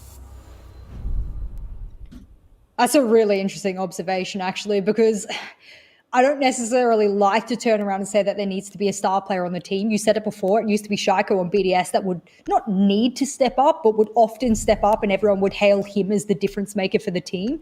I remember, and it actually reminds me of the last round of the first half of this map where Saves, he got that triple kill, and it reminded me of him, and I'm not sure who they were playing against on Theme Park, and that clutch he had with Doc.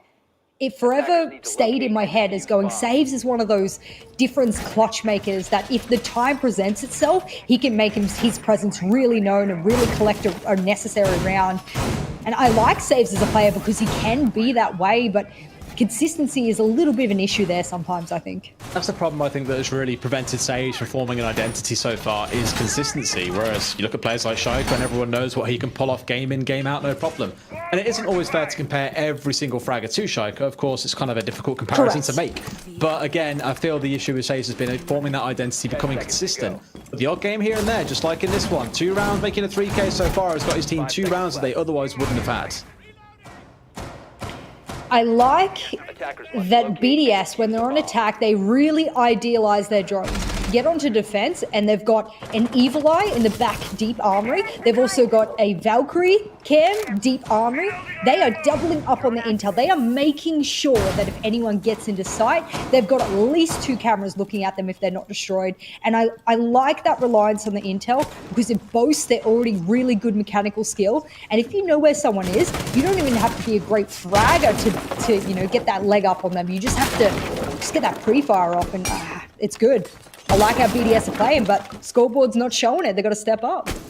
Kendry pulling off his best Hulk imitation here on the top floor, blowing through walls and floors like they are nothing, just to form these angles down main stairs. And we've seen quite a few cheeky kills come from there before, and almost a cheeky kill coming out of the saves. But they are the kind of shots that you really need to be landing. It does force a lane backwards into a spot by the floor for Navi opened up quite comfortably. Navi are in control again. 60 seconds into this round, already getting themselves into great positions. Shaiko pinging the fact that he doesn't particularly have an ADS there. He'll place one down, and that should save him for at least 1 projectile. That new ADS change means he'll only be safe for 1 for every 10 seconds. So you'd have to double up, triple up if you want to stop sort of a raining down of terror of projectiles. I love that angle from above that Kendry's opening up. It sort of looks through a slither, a line of sight that goes over towards triple wall. Teams used to shoot Capitao bolts through it. I'm surprised teams don't do it anymore because it can be a really handy way of working with it, but Doki will make work of the triple wall there with the Habana. And I tell you what, this is probably the swiftest, fastest Na'Vi I've seen. They definitely look way more confident on this map. We're in a spot where they can start making plays for sure, but again, 5v5, they've got what they need, but is it going to be enough? Because BDS haven't contested them in the map. They haven't taken Na'Vi Starless and in 2 or 3 on their own. They've just said, look guys, wait on site. We know we can win gunfights when it comes around to it, and now's the time to start thinking about proving that. They're inside a motor, looking to go in for the drop here. Blur with the diffuser in hand. I imagine they want to go for a plant just inside, but they must know that Shaiko is playing in his old trusty spot behind the back of generator here. They're waiting for the push. Rafale goes down to Doki from main stairs. 2 more still waiting to push him from motor, and you've also got Sage actually droning in on the top side of the map. There's Kendry with one for himself. Renshiro steps forward, misses the spray down, mind you, and does get put in the dirt. 2 kills for Kendry, a double kill coming out, and they are completely running them down here, but 2 kills swinging back. It's Alem and BDS to do enough. Oh, what a shot from Alem to bring down Kendry. 2 versus 2, 30 seconds to play with, and they know where they are. Goes for the spray. Blur down to about a 3rd HP. Down, but not quite out. So almost down, but not quite out just yet. It must show that he can now go for the plant. It's Doki to provide covering fire. They're going to be able to get away with this one. What damage can they now do? C4 in hand, Blur's out of here. A triple kill for Alem comes in, and Doki has got it all to do. But can he find the angle on the upstairs? The chances are probably not. No. So let's see if BDS and Alem can get away with this. They're going to try and stick it out, and pros don't fake. Let's not forget about that. When it comes to plant or the fuse, he steps in, he downs BDS. Alem's got to hit the shots here to bring this one over the line, or Na'Vi go 5 and 3. He knows that he's playing outside. He's got to go aggressive onto the main stairs. They've got about 10 seconds. He commits 3 of those to get his man back on his feet. They've got about 5 seconds to play with here. He's going to go aggressive. He finds one. He finds another. Doki's done it again. Another big clutch situation for the Scotsman. Keeps Na'Vi well in this one. 5 and 3 to Na'Vi. Oh, I got a little bit of goosebumps there. A little bit of the goosey bumps happening with that kind of clutch. That was a mind-boggling post-plant situation, because if you're Doki and your player, Blur, who's just planted the bomb, has been exploded, just absolutely thrown to the moon and back, and you're sitting going, I'm in a 1v2 situation here. Where do I go? You don't want to be taking those horizontal fights, because all the other player needs to do is stall out, quick peek you, let the other player defuse, and you're going to be out of time. They're watching the rotate. What do? Instead, he goes upstairs, rotates his position from his last known position, and then tries to come in through church double door. That tiny quick peek. All it took was the smoke to diffuse on the other side, and he would have been safe. It's a matter of centimeters here for that diffuser, and I think for Doki, he did play it well. BDS on the back foot here. Can't believe I'm saying that after the first map, but Na'Vi, they've warmed up and just took them in a whole map. I think there's just a map worth of warming up. Yeah, I think it's giving it a bit of a different change of scenery. Consulate, a bit of a restrictive map, I think, in terms of what you can really do. Rotations are often quite exposed to windows or doorways, things like that. On here, you might argue a little bit the same, but as we've seen from Na'Vi, they're very aware of that, and on their defensive half, we're more than happy to challenge into things like kitchen corridor when someone was holding at the end just outside the doorways. So there's always options here, and Na'Vi do look a lot more at home. Is it enough, though, to get this map over the finish line? 2 more rounds, the answer will be yes, when we go through to Kafe. BDS still really struggling to find anything on this side so far. In fact, in the last 3 rounds, everything has gone the way of Na'Vi. After those first couple of rounds, it feels like BDS have just struggled to find a bit of form. Yeah, I agree. And Doki, I said to Doki on Twitter actually when he said, "Oh, you know, you've already pinned us to lose," and I said, "Yeah, well, I mean, statistically, it's very likely, you know, Na'Vi won't win this particular matchup, but I'm very happy to be proven wrong." And right now, I'm sort of eating a few of my words, and I'm happy to do that because the decimation they took on Consulate can be really mind-numbingly frustrating. It can put a lot of pressure on you mentally, and as a player you can start making really silly mistakes, you can start over-peaking, you're trying to play hyper-aggressive, and what they've done is they've reset themselves, and that's a really hard thing to do as a team, so I'm glad they've been able to show that here for us today. Let's see how this round proceeds then. 2 minutes remaining, and it's some more of the same. You're not really seeing BDS getting out on the roam or looking to give Na'Vi any troubles around the map. They feel confident in what they can do around the site itself. Again, in stark contrast to what we saw from Na'Vi in the first half, when the default was to get several members off site. Loki's been down by 11 relatively early on, so happy to get in a spot. Loki, there seems to be a lot of nice shots coming against you this game. Are you sure you're not just missing yours? I mean, after that clutch, can we really doubt Doki at this point? Who was it? It might have been Hap. I can't remember who said it. They said, you know, when Doki steps up, he steps up big, and we've seen that from him. Saves and Doki are the two sort of difference makers that I've seen in these past couple of rounds, and I'm sort of hoping here for Na'Vi that their attacking round is something that promotes yet another win. If they can just keep this ball rolling, throw themselves on a match point, things will look good for them. I asked if Joe going onto the Ash on attack would kick things off for him, and yes, it has. That R4C, that speed, and that confidence that he's showing here on Clubhouse far outweighs everything we saw on Clubhouse, Consulate. Does 4 versus 3 for Na'Vi. 50 seconds on the clock. Good situation to be in, I think. Again, where you have that little bit of extra padding time around you to take things easy because you know BDS aren't contesting you around the map. It is going to help when it comes around to situations like these.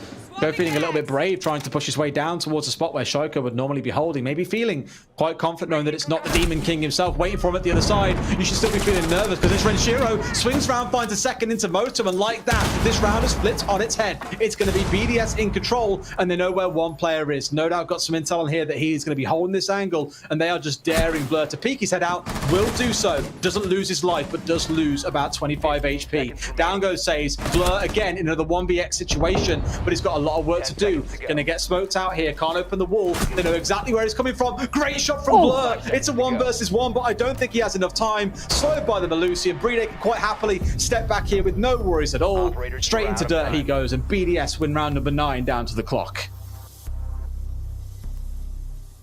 That was the right decision from Blur. Everyone's going to say, why didn't he plant? Why didn't he plant? It's a 7 full second plant timer.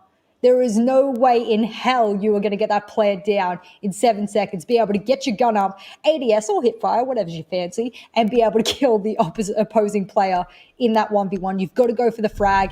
The saving grace there a little bit for Brede was that Melusi, that Banshee was in smack bang in the middle there of Church. So for the most part, Blur hitting some nasty shots. I did actually hail Blur as one of the best flex players in Europe for quite a while after he first joined Na'Vi. I actually thought he had really good game sense. He had really good understanding of when to peek, when not to, how to position himself. And for a young player, that's a really impressive thing to already have. It looked like you're an experienced player, but here we go. I really wish production had given us that replay of Blur there, zoomed in as he swings right into Moto and gets that little 1-2 tap onto the head of the player in blue.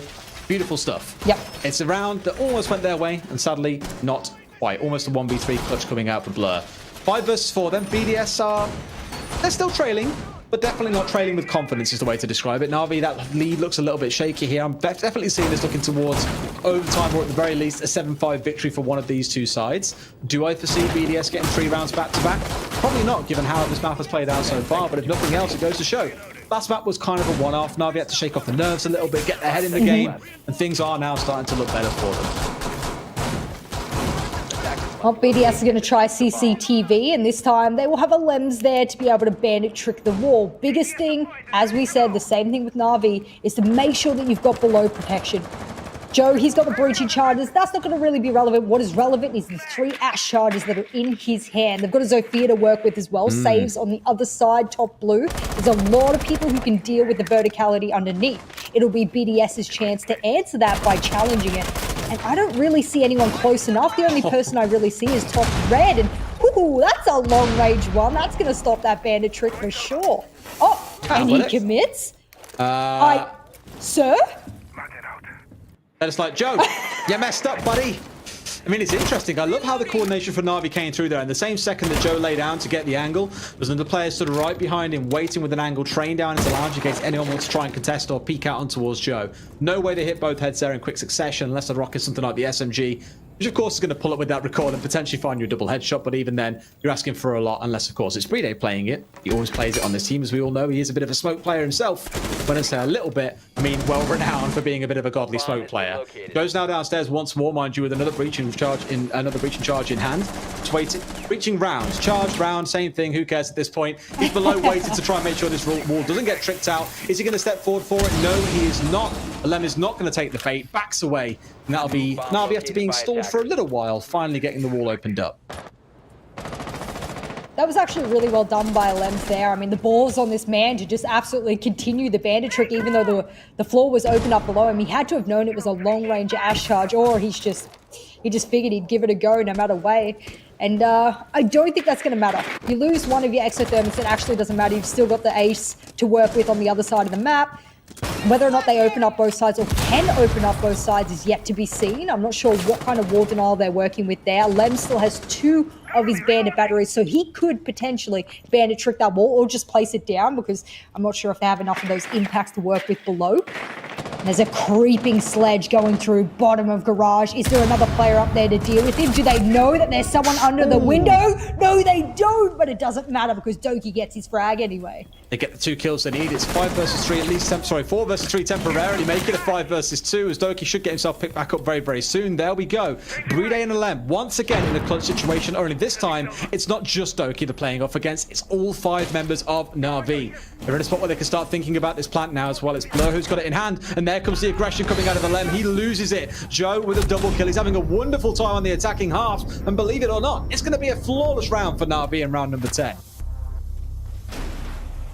After a flawless map for BDS, Na'Vi are able to put on a show for us, bringing us a flawless round.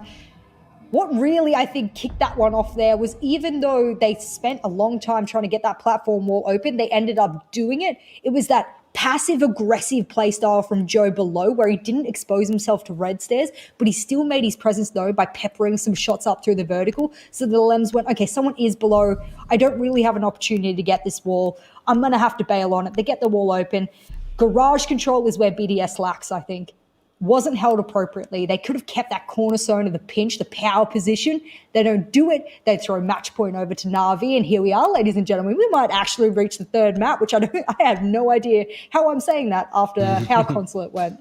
And Kafe will be the one they face off on, which will be really interesting, because I'll always remember Na'Vi versus G2 on Kafe back in stage 1 of VUL. Yes. And no one, I think, can really forget BDS on Kafe. It was their bread and butter go-to map for the longest time. So I think that's going to be a real showdown to reach the conclusion of this best of 3.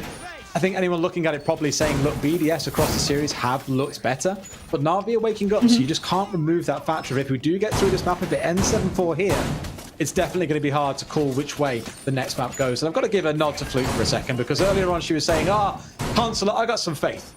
Came into map 2 like, I don't see a way in which BDS lose this. They're about to. So basically, look at what Flute's saying. She is the cursed predictor of the day. 5 seconds left before. I mean, anyone could have said what she said. I'll be honest. Bomb and defuse it. Just be wrong, Forehead. It's a fun life. You gotta pin it on someone, don't you, Des? I gotta give it to someone else. Yeah, absolutely. I can't Pass wait until the we have to flame sit here over and to talk M. around the next series later on. Jesus, predicting that one should be hard. So we say. So we say. I actually think it will be. But anyway, very that's hard. a discussion for later. It's a discussion for later. What we're focused on right now is can Na'Vi propel themselves into a third map that they desperately need. Mind you, they're playing all for keeps here. They don't particularly have too much on the line. And Rafal, did he commit to that? Yes. Did he die to that? No. Bomb located by attackers. He should have. He must have run away at the very, very last second there.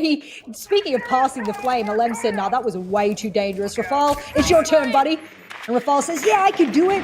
And no, he cannot. I mean, fair play for sticking it out through the real war zone there, but once that breaching round went off, it was like, yeah, I think we should get the hell out of Dodge right now. This is not the good spot to be in as this wall is going to get opened up. But this time it's been about 45 seconds faster than the last round for Na'Vi. They're in a spot where they can start looking and thinking about the execute already. That is, of course, unless Alem on the road manages to put a thorn in that plan, and so far he has done just that. Bringing down Joe, the player that we spoke about quite a few times on the attacking half, is doing a lot of work on the Ash. He's out of this round already. Yeah, he has been a really big fragger for the side of Na'Vi. Do I want to say a difference maker? Not particularly. We've seen a couple of the other players step up, Saves, Doki and the like, so I don't think it's all over for Na'Vi yet. They've got 2 rounds of a buffer before it propels themselves into OT. And they've got over 60 seconds yet to work with here. What you're not seeing is that you want Doki to get in and get that wall open for the pinch. He decides to shoot the ADS instead of Shaiko's head, and Shaiko will clap back. And well, okay, now after a flawless round, BDS have been ignited. They've had fire lit under their butts, and they're saying, all right, we're going to clap back now, but Saves, what a snarky move. What is it with Saves in this site, man? It's a 3K on it twice on the defensive half, and now on the attack, he's found a double to keep his team well balanced in it, a 3 versus 3. Not too much longer left to play with, mind you, about 45 seconds, and Alem is holding fast. If he gets pre-fire on this angle, it would be absolutely godly and sublime. Those who work out that way, Blur runs across, doesn't get shot. Alem missed his chance, and now he's going to have to go and strike. In fact, all the boys are. Kendrew's holding the angle, and here comes Alem. Finds 1, finds 2. He's got a triple kill for himself, and Kendrew's left in a 1 versus 3. Unfortunately, no one caught the snake player coming out of red, and this should put the round into the books for BDS. Should take us to 6 and 5, because he's got a lot of work to do inside the last 15 seconds if Kendrew is going to win this one. To bring down all 3 members, a little bit of a tall order, Jess. So let's start thinking about what happens if he can't do it. Manages to get 1, cannot find a second. 6 and 5, we go to round number 12. Na'Vi still at match point, but BDS on the cusp of sending us into overtime. What I want and what I think will happen are 2 completely different entities. What I want for Na'Vi's sake is after completely resetting themselves, jumping into Clubhouse and showing us they are that tier 1 team I was desperately trying to show without results or evidence rather in map 1, that they are and that they can beat a really big monster that is BDS. They can do it, and they're putting on a show for us right here. They've redeemed themselves after a huge mentality shake. So I want them to push it into OT. What do I think will happen? BDS wins the next round, probably, goes to OT. Who's starting defense and attack in OT will depend on who chose what, and things start to slide BDS. Starting on an OT attack. Attackers need to locate and I mean, look, if this goes 6-6 now, both teams have won 3 attack, 3 defense. So it kind of removes the point of the concern around who starts on what side. The one thing I've kind of observed so far in the kind of trend of the second half is really the first time BDS have gone to a site, they have lost it. And then the second time they've tried it, or even the third, as they did with Cash CCTV earlier on, that's when BDS finally got the grasp on how to win the round and took it away from Na'Vi. Here on the downstairs, we've already seen them win it once. They know what went wrong previously. They know they can do this. And let's not forget the time that that Na'Vi did win. It was all down to Doki being huge in that 1v2 clutch. So I put this down as one of the more confident sides of BDS here, and that's where I have some concerns for Na'Vi. 5 seconds to insertion.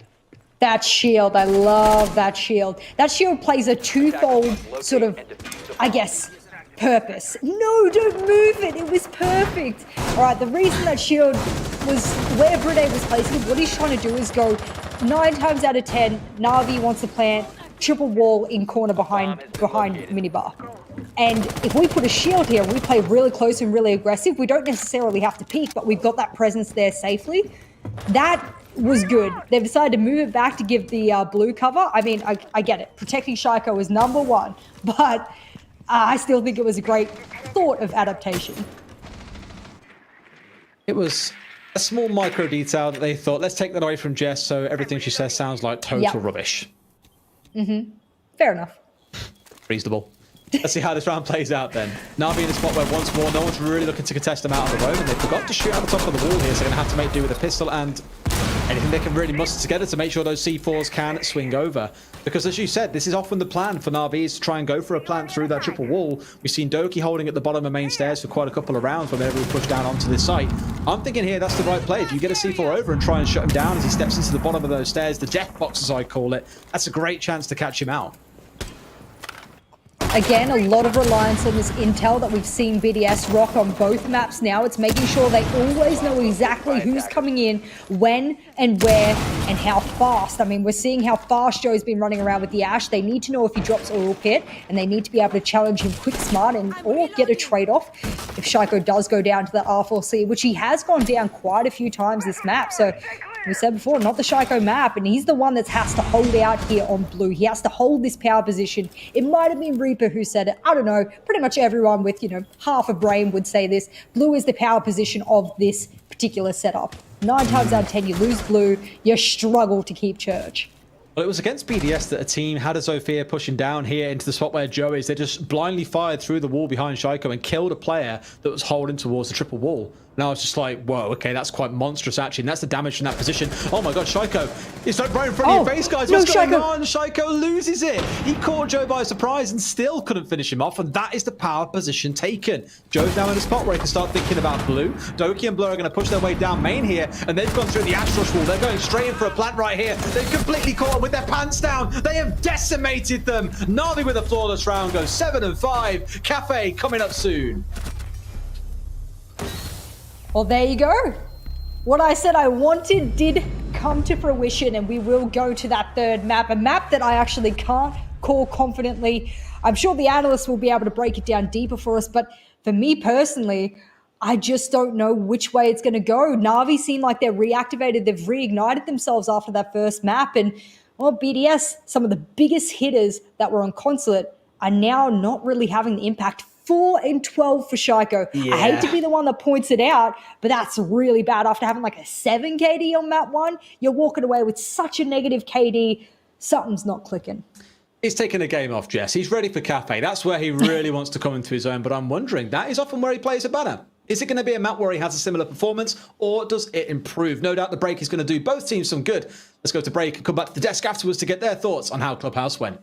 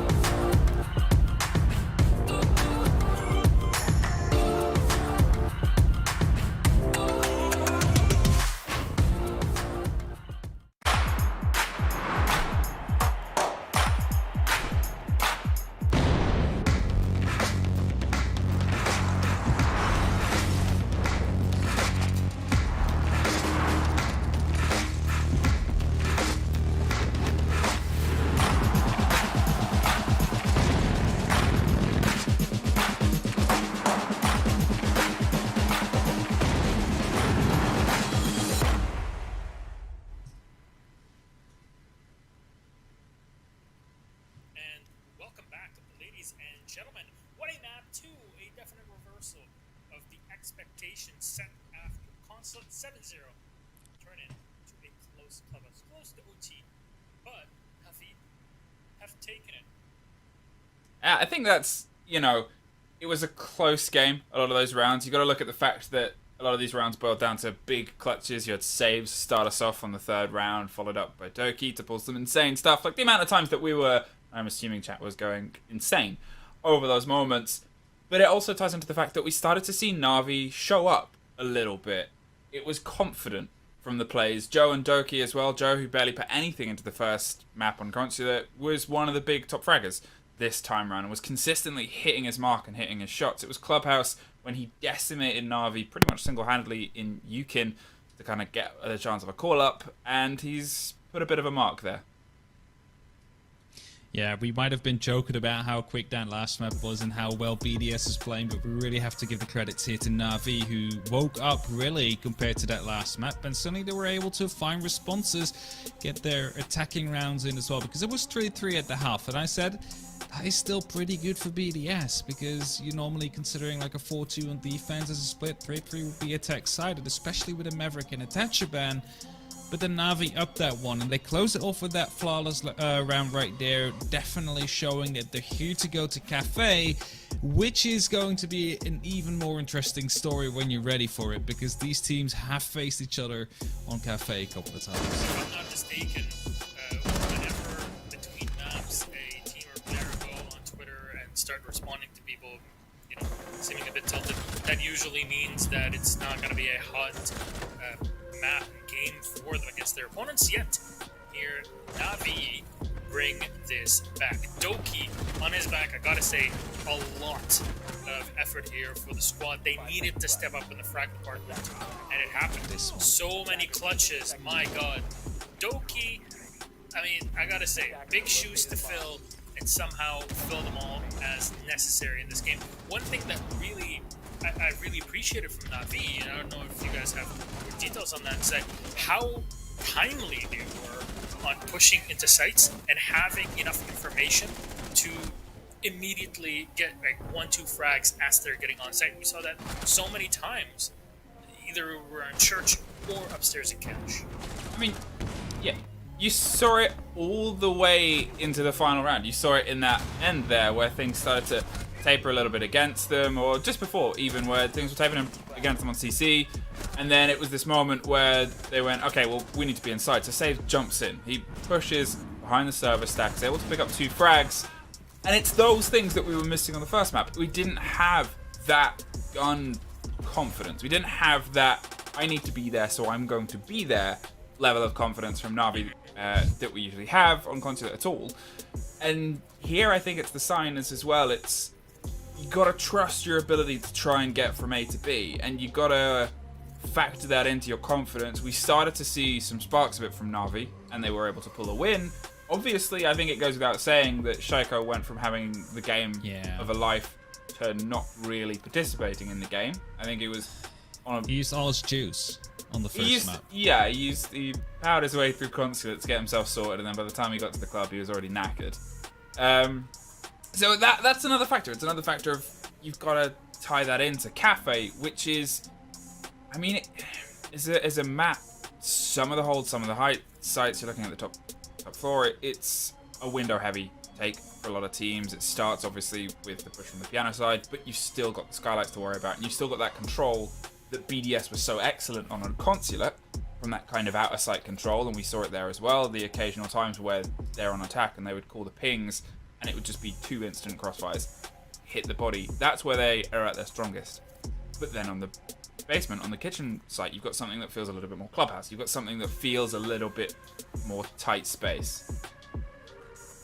Yeah, it is definitely going to be, and I just checked the stats here as well, and well, it says 10 wins, 3 losses for BDS on the map, 3 wins, 1 draw, and 3 losses for Na'Vi. But the last time these two teams faced, it was in the European League 2020 Split 2, and it was BDS that got taken out 7-4 by Na'Vi. So, like, the recent results are definitely in favor of Na'Vi right here for this upcoming map, and based on head-to-heads. So it will be a very exciting map that we get to see, and like I'm even wondering about the bans. Like I can tell you right now, BDS is going to be MMI, but the rest is going to be up to speculation, really. Obviously, I quite like these. 3-day and Blur, 100%. They don't miss. They don't miss indeed. Nice headshot ratios coming down right there. Let's just check in. Like, Alem's really stepped up. Vincere as well on the side of BDS, but you see that, you know, Everyday, Rafal, Shaiko not really able to hit that mark where, well, you see 3 people up on that 10 kill on like the double-digit numbers. Like, Na'Vi really was on during this matchup, and I hope that they manage to carry this momentum around up to the next match, because what I said after our first map was, let's forget about this. Let's forget about Consulate. Reset yourselves and go up to Clubhouse as a completely new map, and it's definitely what Na'Vi did. Like, you couldn't see they just got 7-0. like 7-0. Oh, You yeah. didn't see it in their playstyle. No, not at all. And I think that was the thing. It was a bit of confidence. It was a spark of life. They got to turn that into a fire for a Kafe. So, Kafe Dostoyevsky, what is the change necessary here? BDS, how do they fight back? This is a map that all three of us were saying, this can go either way depending on the performance of the last two. Kafe Dostoyevsky has been a map Navi performs fairly well on. Same goes for BDS.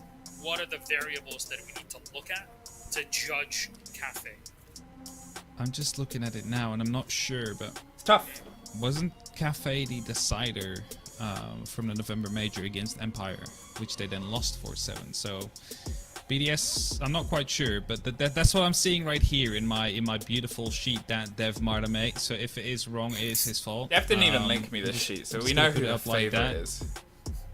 Damn it, Dev. But anyway, they lost it there. They lost it against Navi the time they played before, but they won against GC Temper and Penta, French League and European League. So, I mean, mixed results for either of these teams. It will really depend on whether or not Navi is going to go for the win full on, or if it's going to be BDS that is indeed hiding for the 6th Invitational. Kafe can be good for Navi. I'm going to put a little asterisk there, and I'm going to say I also said Consulate can be good for Navi. And I think it's the boiling down of, are we going to see a map 1 Navi, or are we going to see a map 2 Navi? That is the story. You can look at these maps and how they could be dangerous, but got to be there. Will Doki fire up again for this one on map 3 Kafe, or will we see BDS bring it back with Shaiko at the helm? Big questions await answering. Ladies and gentlemen, let us know who you think will take Kafe and who will progress on to the finals here in EU League. Before then, though, let's get into game. Kafe Dostoyevsky, Half-Fluke, thank you so much. Back to Jessica. Enjoy. Thank you very much, Milos and the desk. It's time to get into the last game in this best of 3. I guarantee you no one thought we'd be seeing Kafe after the way that Consulate went 7-0. Got a burn. And then to come back and do as well as he did on Clubhouse. Fair play to Navi. They've got some recovery genes in there. Let's see what they can do now here on Kafe. Almost like the fortress of BDS, it feels like, Jess. I'm really excited to see Kafe because some of my fondest memories of Navi were on Kafe. There's some not so fun memories, of course, of Navi on there, but defensively, I just remember Kendrew and whatnot, the Battle of the Shields. I mean, I've seen some really cool stuff from Navi on Kafe. I'm just hoping that starting on defense will really give them that leg up. We speak about it, not really mattering because both teams are going to have to play defense at some point. But I still think that if they can carry that momentum over, it bodes really well for them. Alrighty, let's see how the band shape up first and foremost. We always like seeing how these play out between these two teams. Again, historically, if you were BDS or were looking and playing against BDS, you'd always put Wamai down as the insta-ban. But then when it comes round to the defensive side, but we'll kick things off on the attack. First ban coming out of Navi is going to be the Hibana. So something that we saw Doki playing most of the last map. And of course, Shaiko's go-to main operator, especially on maps like Kafe. I mean, why not? You've still got Ace to play with. You've still got Thermite. I don't think that's going to be a loss for Navi really at all. However, just cast your mind back to some of the last rounds of Clubhouse and how Blur on the type just ran in and decimated with only 21 bullets, 3 different players, beautiful flicks. So there are players on Navi that can use Hibana to great effectiveness, but they don't have to limit themselves. They can just get rid of that main from Shaiko. Thatcher will come out as well. And instead of their usual Wamai, they'll get rid of Mira. Not sure how I feel about that other than, Kafe is a pretty strong mirror map. Yeah, I think it's okay for this map in particular. We've seen it used by a good number of teams over time, especially when it comes to Navi on like roaming holds, for example. The number of times they'd sit on the top floor, for example, and start using the mirrors to hold that whilst defending a downstairs site like Reading and Fireplace. Quite a lot of teams have done that over time, so it doesn't surprise me all that much. But let's get into it. Navi start on the defensive side, kicking things off. Let's see if their defense could be as strong as it was. I'll say as strong as it was. They won 3 rounds on the last map, but it was more than they won on Consulate where they lost all 6. So, hey, it's an improvement. It's something. All right, Saves is going to bring that Frost yet again. Be rocking the Frost. I actually think it was a CL team. Might have been, oh no, I don't want to name names. Might have been Gamma, but they were bringing the Frost on Kafe. It's going to be 6 picked out, of course. We won't really get to see how it works. On the downstairs side, a lot of players like to throw it in random vaulting positions. I don't mind it. It's a little bit of like a Capcan-esque vibe to me that they can get people as they sort of rush into side if they're not time efficient. BDS is shown not to be time efficient, so it's a kind of operator and utility you can get away with that. The top floor is where we'll start. Lure yet again on that Malusi. And just casting my eye over the composition here. We're not really seeing much change, are we, Des? On either side, maybe the Twitch is the only thing. Yeah, and kind of the unlocking and enabling of Shaiko, I think, because again, Habana would normally be his go-to, but here he's turning towards the Ash, and the fact they've got 2 Claymores on side as well, thinking, don't really need the Nomad here, we're happy just to play around with the Claymores, instead they'll do the job. Some teams, and I think it's G2 always remind me of this, Citizen would play a more attacking and aggressive operator, wouldn't play on the Nomad, he does a little bit more often now, but would often just sit in a spot where he would actually hold the angles himself and almost be daring the other side to come and challenge him. And I'm wondering if that's a similar sort of thing we might see coming out of BDS with those 2 picks in place. Take control of Red, for example, then really see if anyone on the side of Na'Vi is going to try and be cheeky. It starts nice and early. It's Doki bringing down Shaiko. You asked them to be cheeky, and well, Doki delivered, and he's going to do that sort of Roni shot. And, you know what? How? When they say How? it's a good trade, that's not a good trade. And what happened there was a little bit of a strafe in front of the F2. He was able to collect Doki, who decided to re-peek after his initial spawn peek. Unfortunately, or rather fortunately, if you're a Doki and a Na'Vi fan, he was able to collect 2 for the price of 1. 2 birds, 1 stone. That's what we like to see. I can't believe we saw 3 kills come through in the space of about 35 seconds there. Neither side wanting to take this one slow. It feels like the aggression coming out of the side of Na'Vi at the spawn peaks, but also with BDS looking to contest back, even with the team kill thrown into the mix as well. Let's see how things start turning now as they've turned their attentions towards things like Pixel, getting control of Piano, and looking to push forward from there, because as we know, some teams can make this really difficult. I think losing both your Ash and your Zofia, 2 really integral parts of pushing over, especially when there's a pixel hold, is really dangerous. One of those, of course, grenades will fly out already. I don't know if they have a shield set up. I mean, no shield on the side of Na'Vi, so they couldn't, or whether or not they're doing a pixel hold anyway. That would have been an easy way to displace them by having those grenades, but it's just Save sitting there by himself. I don't see any ADSs unless, you know, in my old age and not wearing my glasses, of course, as most know. I just put it on my head instead. I might be missing out on that one. I mean, thank you. You know, I've hit 25. I'm boomer age now. That's how it is. But I don't know. I think the first round goes to Na'Vi, and every time I make a prediction, I'm wrong. So I'm sorry if Na'Vi loses this round. BDS are gathering the way up on red stairs. Often a big point of contention that needs to be controlled by the attackers first and foremost to give safe entry and safe passageway into the building itself.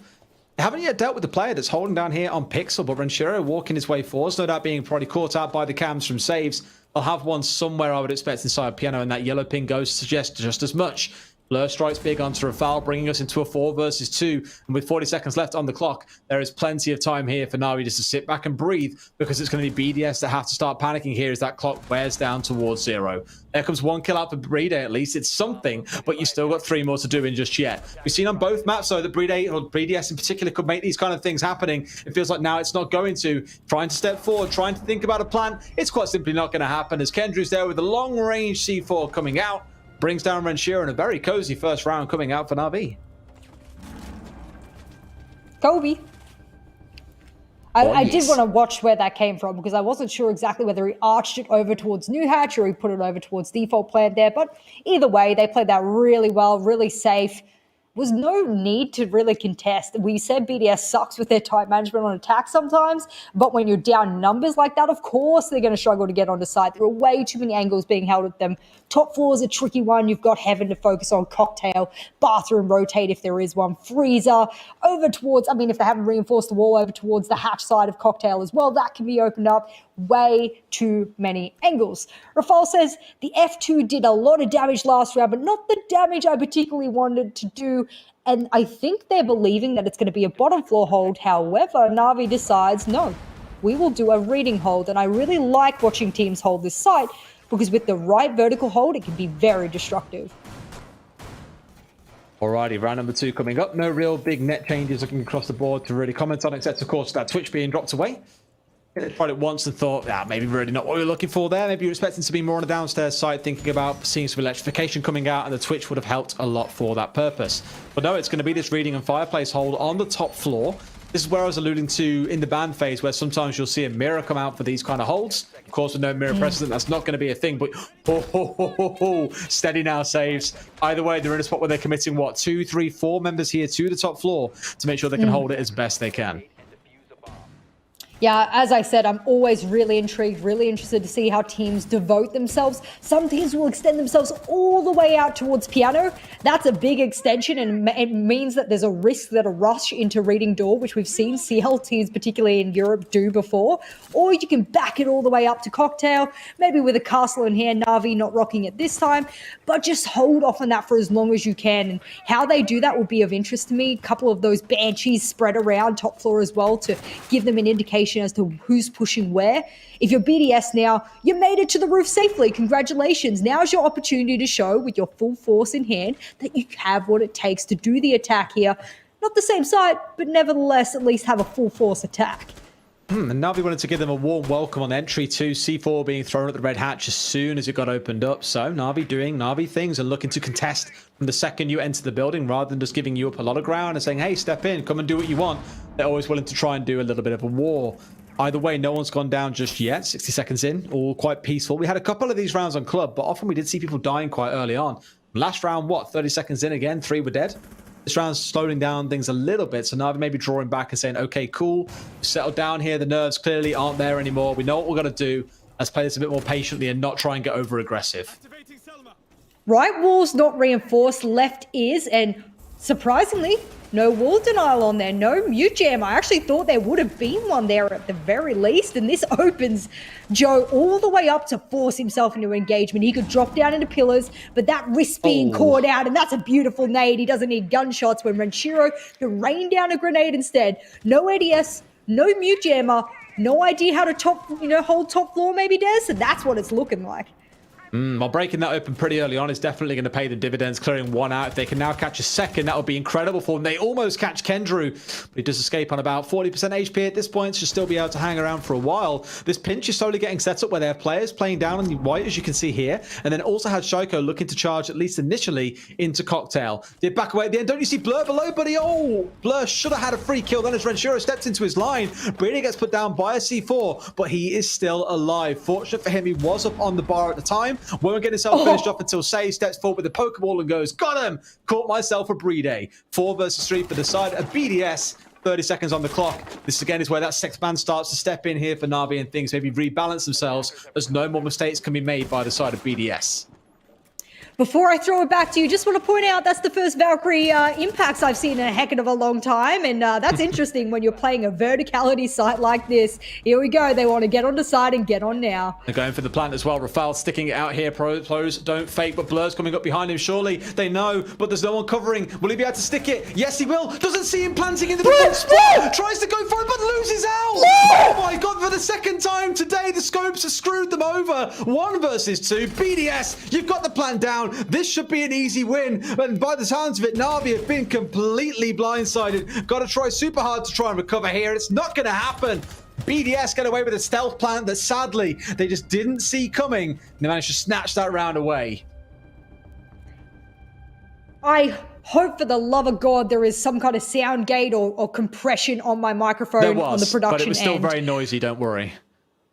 I couldn't believe my eyes when he didn't shoot, when he didn't ADS, when he didn't, quite frankly, maybe the scope blocked it. Maybe, I'll give him that much. But how you don't know someone is planting directly in front of you is beyond me. The sounds must have masked it. I don't know what it was, but Blur was the difference maker there, and he just didn't make it. And in a game where you look back to Clubhouse, which was quite close, it could have gone to OT very easily, where BDS was 1 round away from taking it to OT. This 1 round could be the difference maker in this entire best of 3. You've got to think that way when you get to the 3rd map. Oh, I mean, it's more the thought of why wouldn't you check the default spot where nearly every single team plants when they go into that site. That's where the plant goes down, and not even thinking to check it. Maybe just passively you just thought, I've checked it with the corner of my eye. There's no one there. It's fine. obviously got caught completely blindsided. These things happen. It's unfortunate, but I agree with you. Will we look back on that round with regret, or will Na'Vi do so? Obviously, BDS with great elation. Will they be looking back on that with regret once we get towards the closing stages of this map? We're now heading downstairs into kitchen and cooking. And normally, this is where we would see Na'Vi go for 2 or 3 on the roam on the top floor, engage the enemy team on the top floor, then take it down to the second floor before finally bring it down to the first floor when there is very little time left. But it feels for the most part like they are going to be playing around site or first floor, which is where Saves is currently lurking. In fact, I say that's a total lie. There's now 3 of them on the top floor. Brilliant. We finally get to see how Saves' frost play works out. I said that there's a couple of those sneaky vaultable spots, especially when you're playing the bottom floor. So I'm glad to see that they are choosing to bring it. Doki's chosen to bring nothing but aggression. And, well, I mean, if that's how you want to play things, and that's been working against BDS, which for the most part, Kendry worked that out in map 1, then why not? Joe back on the full support, back on that Maestro main that we saw him delegated to in stage 2 of EUL. The team said they worked a little bit better when they sort of pulled back his hyper aggression that wasn't always working against every team.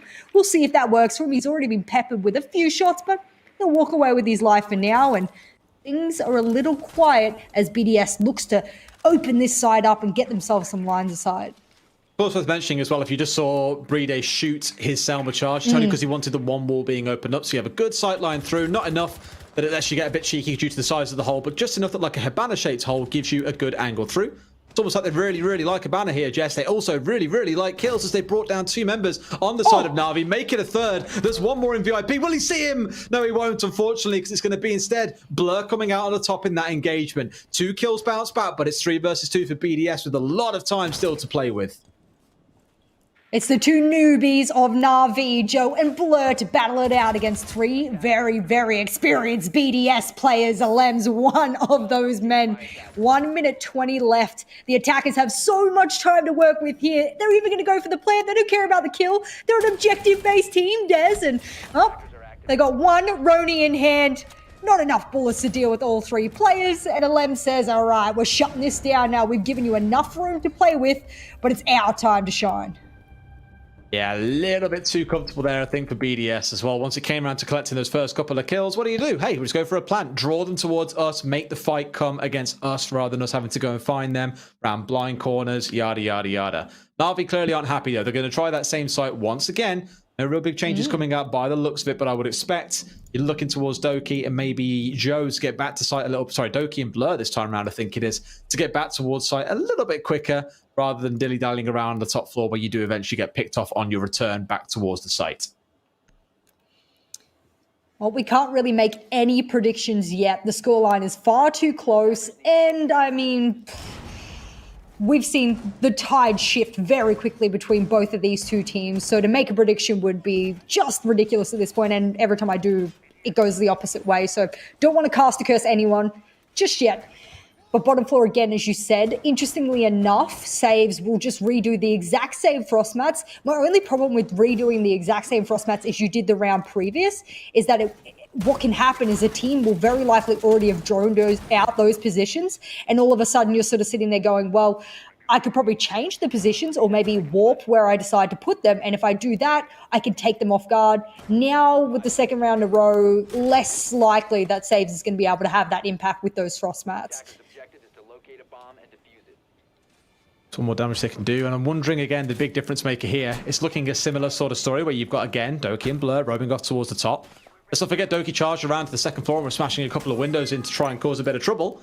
I feel here they may have even have a good idea that he's currently up this side, but given the angle from them out towards the right-hand side, they can't quite catch Doki, who was tucked around just to the left. The right play from BDS, hugging tight to the wall, making sure you can't get yourself caught out too comfortably, is to go back onto the drones, find the way in here, and maybe try and identify, are there still 1 or 2 members upstairs? Being blocked by the Mozzie, not going to make that too easy for them. I'd like to see them go for the same sort of thing they did last round, though, where they kind of cut off all the stairways, the rotates back towards site, and just waited for these 2 roamers to start getting back downstairs. It worked really effectively for BDS. Yeah, I agree. You've got two tactics when you're dealing with, I really like this tactic as well. I'm going to cut myself off there. I like that he's sort of impacting that from the stairs. It means that he doesn't have to actively engage it or shoot it, give away his position. But they're going to use every single ace charge there. And does Kendrew manage to get it? I don't think he did. That's a shame. Joe's going to have to back on out. And as he does, he'll snag himself a kill onto the head of a Lems, who was able to cap things out last round. But as I was saying, big things here. You have two strategies when dealing with roamers. You can let them go and cut off their rotates back to site, or you can actively engage them at the start of the round. You don't really have a lot of other options. Otherwise, you're wasting time, which is super valuable. Shoko's going to even the scoring out with a kill on towards Blur. Kendrew striking back onto him, so a good trade coming out for Na'Vi. And let's not forget, back on Consulate, we commented that trades were missing for Na'Vi, but here they are coming through in spades. It's doing them wonders. Vincere gets put down at the same time. A 4 versus 2, at least temporarily. It was a frost mat. Got himself caught up by one of them bad boys. Take that in your pipe and smoke it. Bride gets one back. It's going to be going into a 2 versus 3. And a lot of time left alive here for BDS, admittedly, but also a lot of work to do. I'm eyeing up those 2 frag grenades and thinking, what damage can we do with those right now? Who can we catch out? Because vertical play clearly isn't the plan this round for BDS. And it's a shame as well because they're attempting to challenge the verticality from below. That can often be really, really bad. It can get your head taken off before you know it. Rafal, right above him is a player holding a tight angle. Doki. A little bit of that shrapnel will damage Doki, but he knows that he's safe for the most part. None of the BDS players are pushing up above. Doki is the difference maker here. He has the exact angle needed. They could pre-fire it, but they'd be pretty lucky to hit him.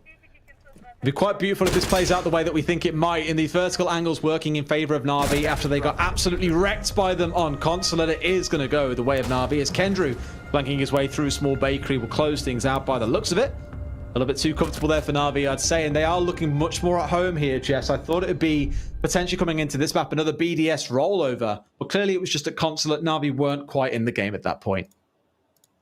2 rounds apiece for each team. Na'Vi starting on defense, though, and I mean, I'm just pulling up my stats here, and I'm sort of changing my little section here all the way over to Kafe, not Canal.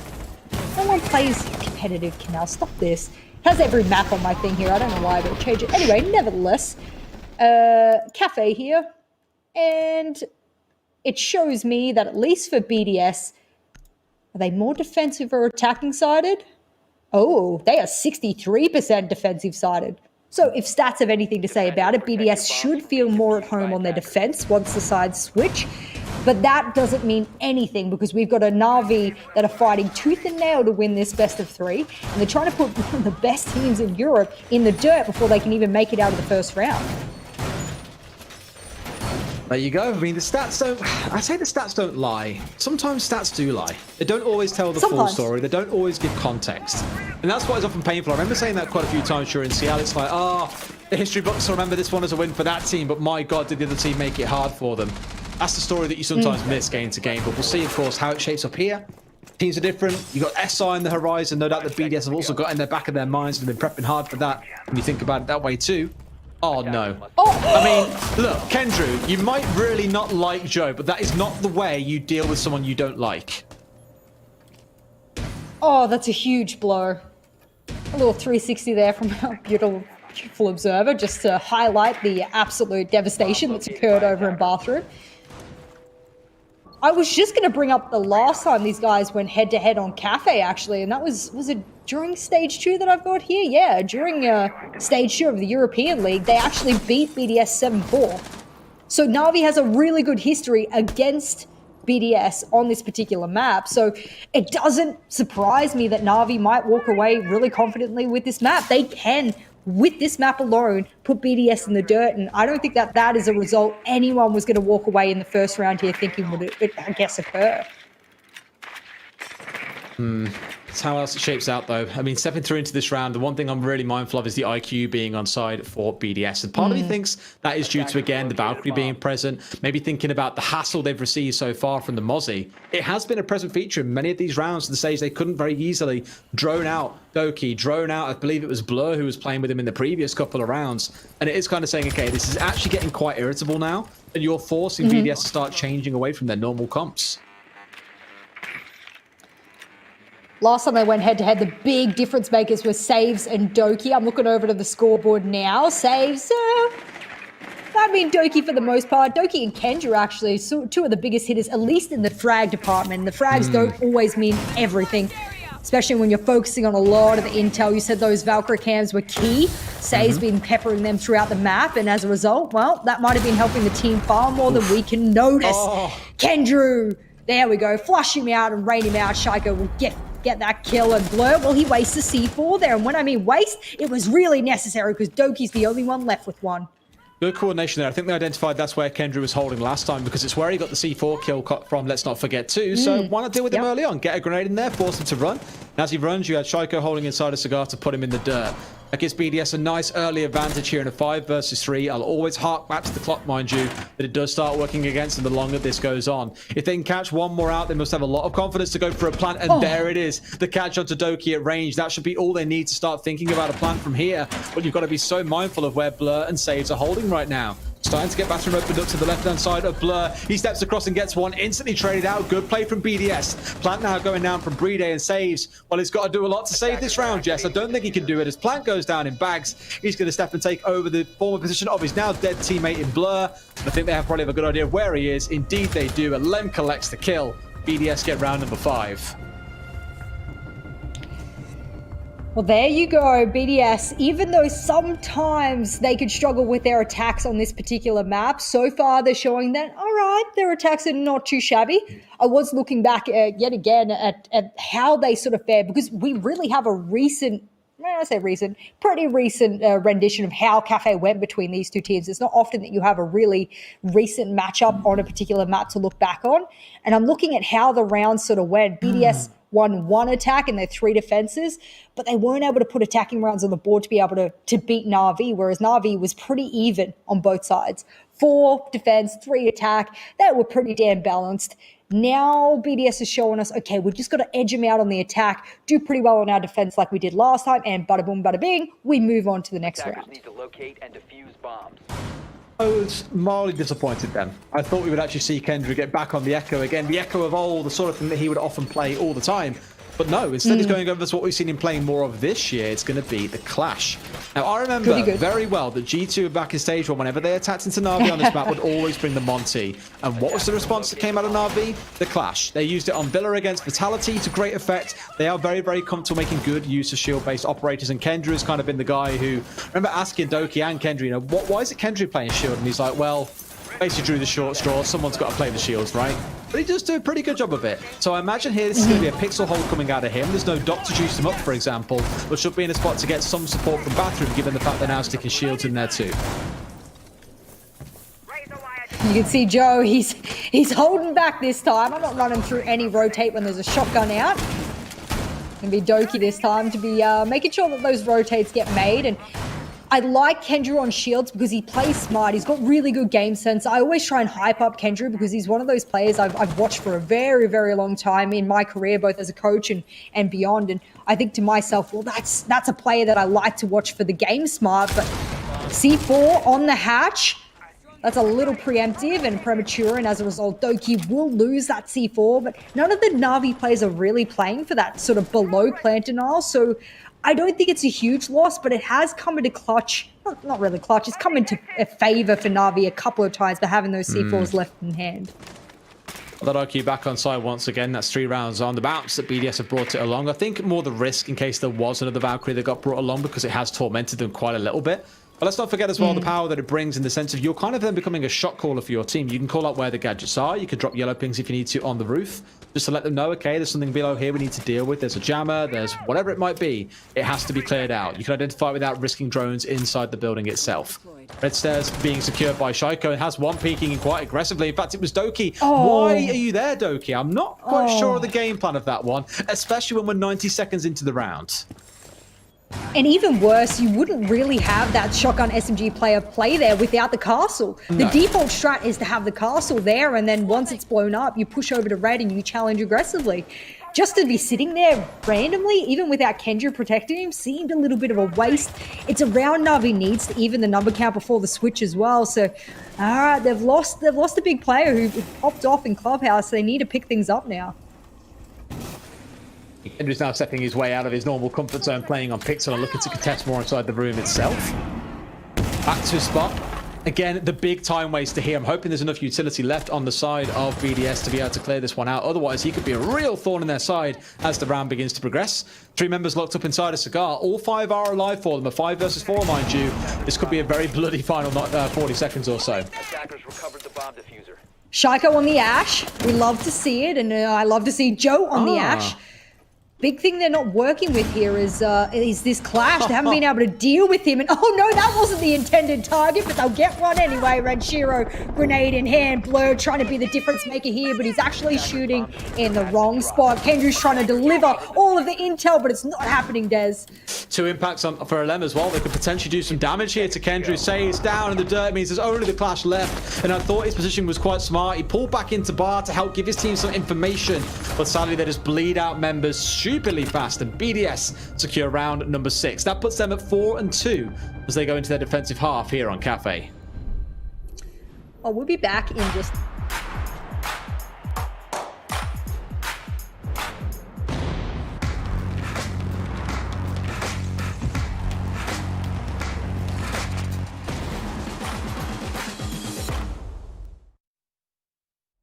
I got you, bro. Trust me. Yep. Thank you very much, production. So I got busted there. I keep forgetting that the halfway mark, we have the little change in the break, and that was our break. Welcome back. I actually looked back at the first one, and people were like, wait, there was an ad? And I was like, yeah, it's so quick, you don't even get to see it. It's almost like in the time that we're doing the side swap, and players are getting ready, you have the countdown timer. It all works just fine. It's beautiful stuff. Zero being employed by Na'Vi here for this first round. What do you make of Zero so far? Because over the last couple of weeks, we've seen in things like UK and across a couple of other games as well, APAC last week, some teams are making use of it, some weren't. I think it's almost like some teams have thought, yeah, let's work him into our game plan, and others have just thought, nah, ain't ready for us, to be honest. I'll be honest, the way I saw Na'Vi use it on Consulate, for example, and I know that that's not the best example, but the way it stayed hidden and it was spotting out the Jaeger of Shaiko without his knowledge continuously in piano was surprising to me. Are teams just not prepared or not looking out for that sort of signet kind of yellow dot that drone gives off or that intel gives off? And I think to myself, okay, if they're not looking for it and it can be deployed anywhere, and a lot of teams will put it in the roof or in the side of the corner or wherever they do it, then okay, it can be really handy. And Shaiko didn't notice it, so I mean, don't knock it if it works. We'll just have to see. Don't fix it if it ain't broken. Don't knock it if it ain't broken. We'll see how they can make it work. And this is another thing that I've seen a few teams war over is things like the Ying being brought along, whether you have the Warden or not. And a lot of people are like, oh, I think he's really that good. Again, shields, it's a thing. Let's see how this round plays out, though, and whether or not we get a real flavour for what Na'Vi are going to achieve here in this second half. Starting out, as all good teams do, on the roof, and just very much so BDS style, no one's looking to contest with a C4 bright and early onto either of these hatches. Just sussing out the exact setup here. Interestingly enough, the Warden is being brought, and I wonder what that's particularly about. Are they expecting a smoke plan? Have they watched Na'Vi play this before, and/or look back onto the past map and notice that smoke plan is something that Na'Vi likes to achieve? I mean, that's what Kendrew's rocking. But the first victim, a little bit surprisingly, I guess, is Shaiko going down. ADSs were already deployed, but I mean, that's a big gun and a big player to take out early. Mr. Shaiko is running around this map on the Jaeger against G2 and just clicking heads for fun. I think he got about 22 kills on that map. It was something utterly ridiculous when he played against them here. Definitely a little bit quieter so far today against Na'Vi. They're in a spot where, at least for Na'Vi, they're starting to already think about taking control of Pixel. They've got their way looking inside a bar now that they've got the bags wall opened up too. Lots of things going their way. And a second kill comes through to make sure that's definitely doubled down on. Sadly traded back not too long after by Renshiro onto Doki. But again, numbers advantage still with Na'Vi. This is what I mean. Last time, Na'Vi were really good at finding those key spots for those zero cams, and they actually worked really well. One was shot directly at Ranchero over towards Bathroom, but I think that was more to distract him rather than to actually use intel upon him. 60 seconds left, and well, they're looking to open up a little bit more of this site. They don't feel confident quite yet. No real freezer control and no bathroom control, which is where the pressure will come from when the plant goes down. And a couple of people on the roof. I wonder if this is going to be a bit of a rappel and a rotate cut. Is that what they're looking for? Maybe one on this. Yeah, okay, they are looking for that rotate cut. I like this setup. This is what BDS did on Consulate. They had people surrounding the site. Now Na'Vi's giving us their own version of that. Vincere managed to get back into his power position, mind you, after being forced away initially. And I think Na'Vi will probably be expecting that he's now more towards the left. So they're going to have to repeat the same thing all over again. Start looking to pop this wall open. That's exactly what they'll do. But guess what? He's up on the table. He's like, nope, floor is lava. No one's going to be able to see me through that. Thank you very much. So he's still holding the power spot. If a repel comes through, Vincere could do a lot of work here. But it's a 4 versus 2. A 4 versus 1 as Joe has done pretty much everything for them. Now in a spot where he can deny. They try to go for the plant. And either way, he can't quite connect the shots. Na'Vi taking round number 7 and pulling off their attacking half, pulling off the start of their attacking half, sorry, in great fashion. Pressure from all sides. You can't swing, you can't rotate through the white freezer rotate if someone's repelling on the direct window. What Blur did right then, and which is why I've consistently said he's one of my favorite flex players, is he didn't directly engage with the Maestro and the Elder when he repelled there. He made his presence known, but he said, you know what, I actually don't really have to swing out and engage because what I'm waiting for is the flush of my teammates onto side. Then I can peek over, then I can couple rotate into Freezer because Freezer's the power position for those defenders. Love how they played it. Love and Blur being the 0 main there for Na'Vi. I'm interested to see how he rocks that going into the future. But this time he says Maverick. Why? Because maybe they thought they were going to go downstairs. Maybe that was a thought process. They said, no, they're not going to repeat that. They're not going to go back up. They're going to go downstairs now. When BDS says, no, actually, we've learned from our mistakes. We're going to retry it. And that's what they're going to do. I mean, the one thing I will point towards this that this is enabled in this round for Na'Vi is 6 frag grenades. They are really going to town on explosives here. I mean, we've seen Vincere on the side of BDS hit some really good nades, some on unintended targets, but he seems to hit his targets, or rather not his targets, someone, somehow, some way. I think Na'Vi are hoping that they can do that, and with the new ADS changes, I mean, this is what we should have been seeing when Jaeger first changed. We should have been seeing this. We hadn't really been seeing it, I'll be honest, and I like that we are. I'm not sure how effective it'll be. We've seen teams bring like 4 frags along in some rounds, but never ever seen 6, I don't think, for any individual team. It's like when a team stacks up like 5 C4s, it's like, is it a little bit too much? Quite possibly. We'll see how it plays out. All right. 8th round here in the last map of this best of 3. Sneeze, then. That's why I went quiet. I picked up. I caught you. Don't worry. That was a good sneeze. Yeah. You know, a lot of people sneeze twice, but I've just got like 1 mega sneeze. Don't curse no one me, wants please. to know it, but yeah, sorry. There we go. Yike. Yike for Joe. F for chat, please, for Joe. He attempted to be the entry fragger and just wasn't his round. The F keys will be worn down after this series for Joe, I think. Again, especially after the first map went. Again, Twitch chat, I recognise you for this. Joe and 7. Oh. Beautiful. As almost as beautiful as Doki shot then onto Shaiko. Again, shutting down a player that absolutely shone, gleaming like the sun on map number 1. But since not having such a good time, is it 4 and 12 last map, 6 and 7 here so far? He's definitely falling quiet, and you've got to worry about what Na'Vi can achieve when arguably the top gunner on the side of BDS isn't stacking up in these last couple of maps. It kind of looks like Doki doesn't even know if Piano is clear, and he's dancing with danger as a result. He's also standing directly on the precipice of a Banshee, which will be giving away his position. But he seems more interested in getting half of these frag grenades out. They are convinced someone is in Kendru's spot. I'm calling it Kendru's spot from now on. They're convinced someone's there. No one is. It opens up a line of sight that actually will work against them, and a lot of frag grenades expelled with not a lot back. I mean, hey, 2 used so far. I mean, the 3rd came out just a second ago, so there are 3 remaining. Wondering if we're going to see anyone caught with them, because to bring 6 frags along when there is 1 Jaeger, who's now currently dead, mind you, on the other team, and to not have any frag grenade kills, slightly concerning, guys, won't lie. Oh, this has been a little slow, other than when they were able to get Joe quite early on. What it's been able to do, however, is give the opportunity for BDS to back on up into Cocktail, but it's pushed them back. They won't have what they need unless Rafale could be the difference maker. Are you talking about grenades? They've evened it out to a 2 and 2. It's like running around landmines in this round, it feels like, if you're on the side of BDS here. Just constantly something to threaten them. But Alam finds a triple kill. It's just like on the last map when he was stacking up with 15 frags. So far, he is sat at 10. He is having one hell of a series when Shaiko has fallen quiet. Maybe that's why it was quite a map 1, because Shaiko was doing all the work for him. Blur, for probably the 10th time this series, is now in a 1vx. He's pulled it off once. I'm not quite sure he can do it again here with only 10 seconds left on the clock. But let's see what he can achieve. Rafal and Alem, he knows where Alem normally is holding. He's down quite low here. He's even injured him. Rafal's got no HP. All it's going to take is one more gunshot to come through, but he has no idea where he is. He's going to try and chase. But Rafal puts him in the dirt as he came his way back out the top of Cocktail. BDS will thankfully take that last round. So the round that just ended, of course, rather than the last round. More the last round that just went through. Either way, it's BDS, and things are still looking pretty close here between the two teams.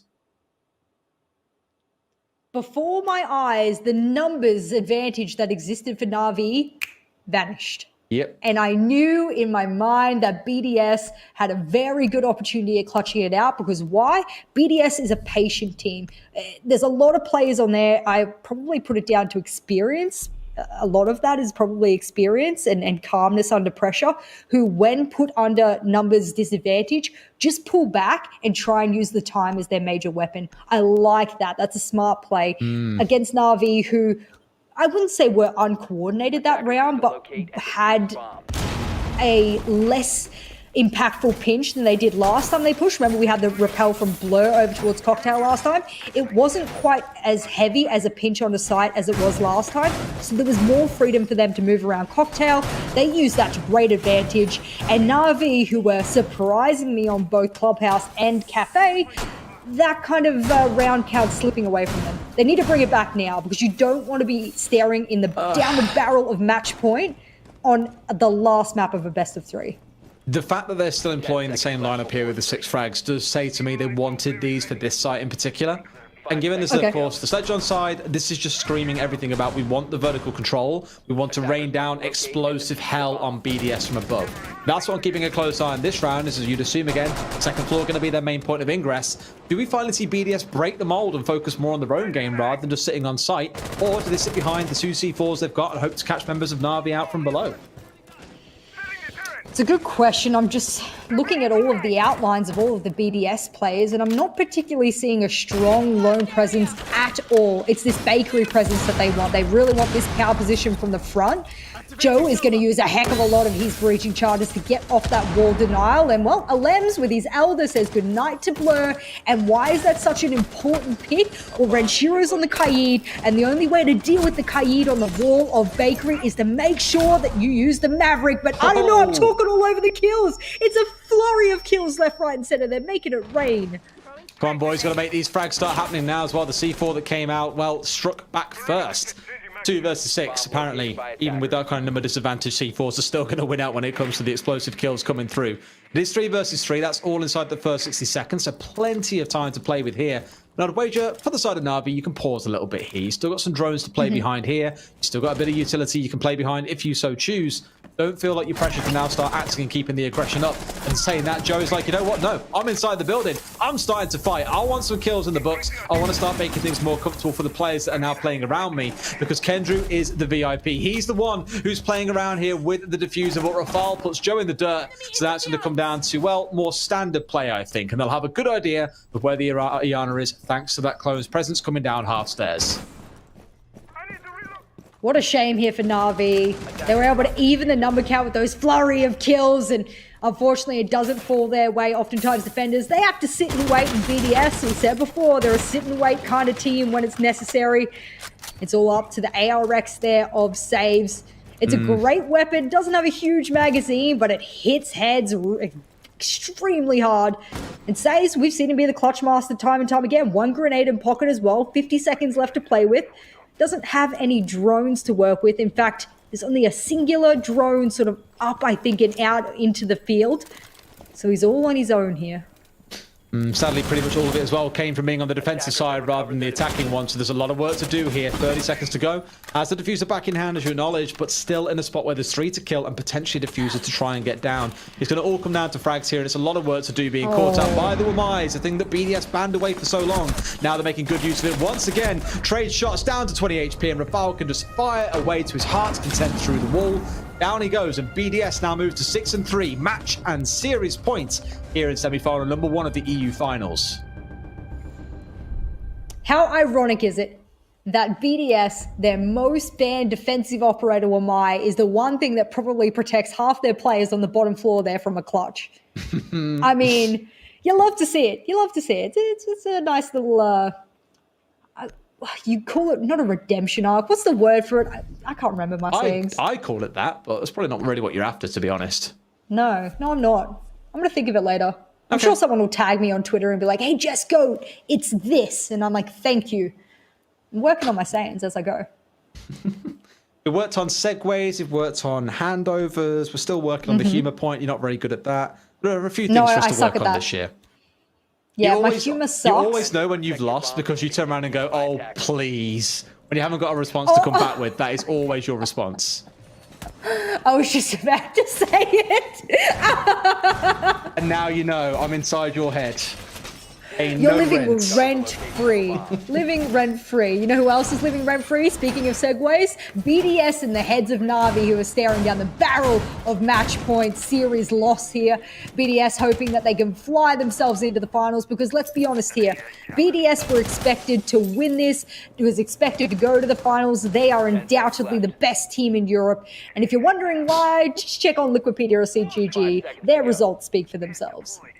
To do one more thing before we get into this potentially final round, by the way. There's another saying that you say sometimes where you go, oh no. You know what it really reminds me of? It reminds me of Jeremy Clarkson off Top Gear or the Grand Tour, depending on which you watch. You know that meme where he's like, oh no. Anyway, that is just you in a nutshell. I love it. Bless. I'm glad I make you think of Top Gear. Good old Top Gear. Right, let's get it into Top Gear, though. Round number 10 coming right up again. Match and series point for BDS. They win this one. They go through to the final to face off against the victors of the selection semi-final, which takes place, I believe, tomorrow. Every single day this weekend. So today, tomorrow, and Sunday, there is a best of 3 to start the day off, then a best of 5 to follow. Today, of course, is this series semi-final number 1, followed by the CL Grand Finals. Tomorrow is semi-final number 2, and the, what is it then? Is it third place match? No, it's the relegation match, of course. Rogue against the loser of the match later. And then Sunday, it's the third place match in the grand final of the EU final. So lots of siege to look forward to. Lots of best of 3s, lots of best of 5s. Shaiko down 6 and 9. Not been his map at all. But Na'Vi have got themselves a small advantage here, which no doubt they've been looking for. And look at this. This is what I mean. They don't ever really seem to play aggressive BDS on the defensive side. They'd rather sit back and let you come to them. And like, they aren't holding pixel. They aren't looking to be hyper aggressive. Maybe Shaiko was trying to do that as a bit of a rare step outside of tradition on the Vigil here and has been put in the ground for it. But it's certainly not their kind of go-to play style. And I do wonder if that's going to come back to bite them in future. That's 2 headshots in a row there for the Sledge of Doki. He's absolutely been on fire this map. The results, or rather the round count, don't demonstrate how on fire he's been. And that's a nice down there onto Kendra. He was playing it safe, but you can't be safe when there's Bride below. That's going to be a clone giving Rafale's position away. And all of a sudden, things are kicking off. Doki's been down on the top floor as well, but I don't think they know this. And they've just missed each other down from white stairs. The first person to swing will be the winner. Who will it be? Well, Alem can't really swing him at this point. He's going to step out. Oh, he swung first and still lost the gunfight. Alem just a little bit too quick on the reaction times. Goes, doesn't matter. Don't care how young you are. My times are better. Gets the shot in. 3 versus 3. Na'Vi still with work to do here. Able to recover the diffuser. But again, it's just BDS sitting back and saying, hey, if you want to come to us, fine. We'll see for you. We'll take these long-range gunfights. Just stay upstairs. We don't want you on the down. Rafale, you're dead, mate. Surely, I was going to say, there's nothing he can do there. He knew he was done for, so just took his defeat like a man. Down he goes. 3 versus 2 for Na'Vi, but Doki is on a slither of HP. Not too much more to say about that one. A nice little cam as well to watch inside of pillars. One thing I do have to acknowledge is the very big lack of drones, though, for the side of Na'Vi. They have the one left alive for Doki that I imagine is watching a flank somewhere.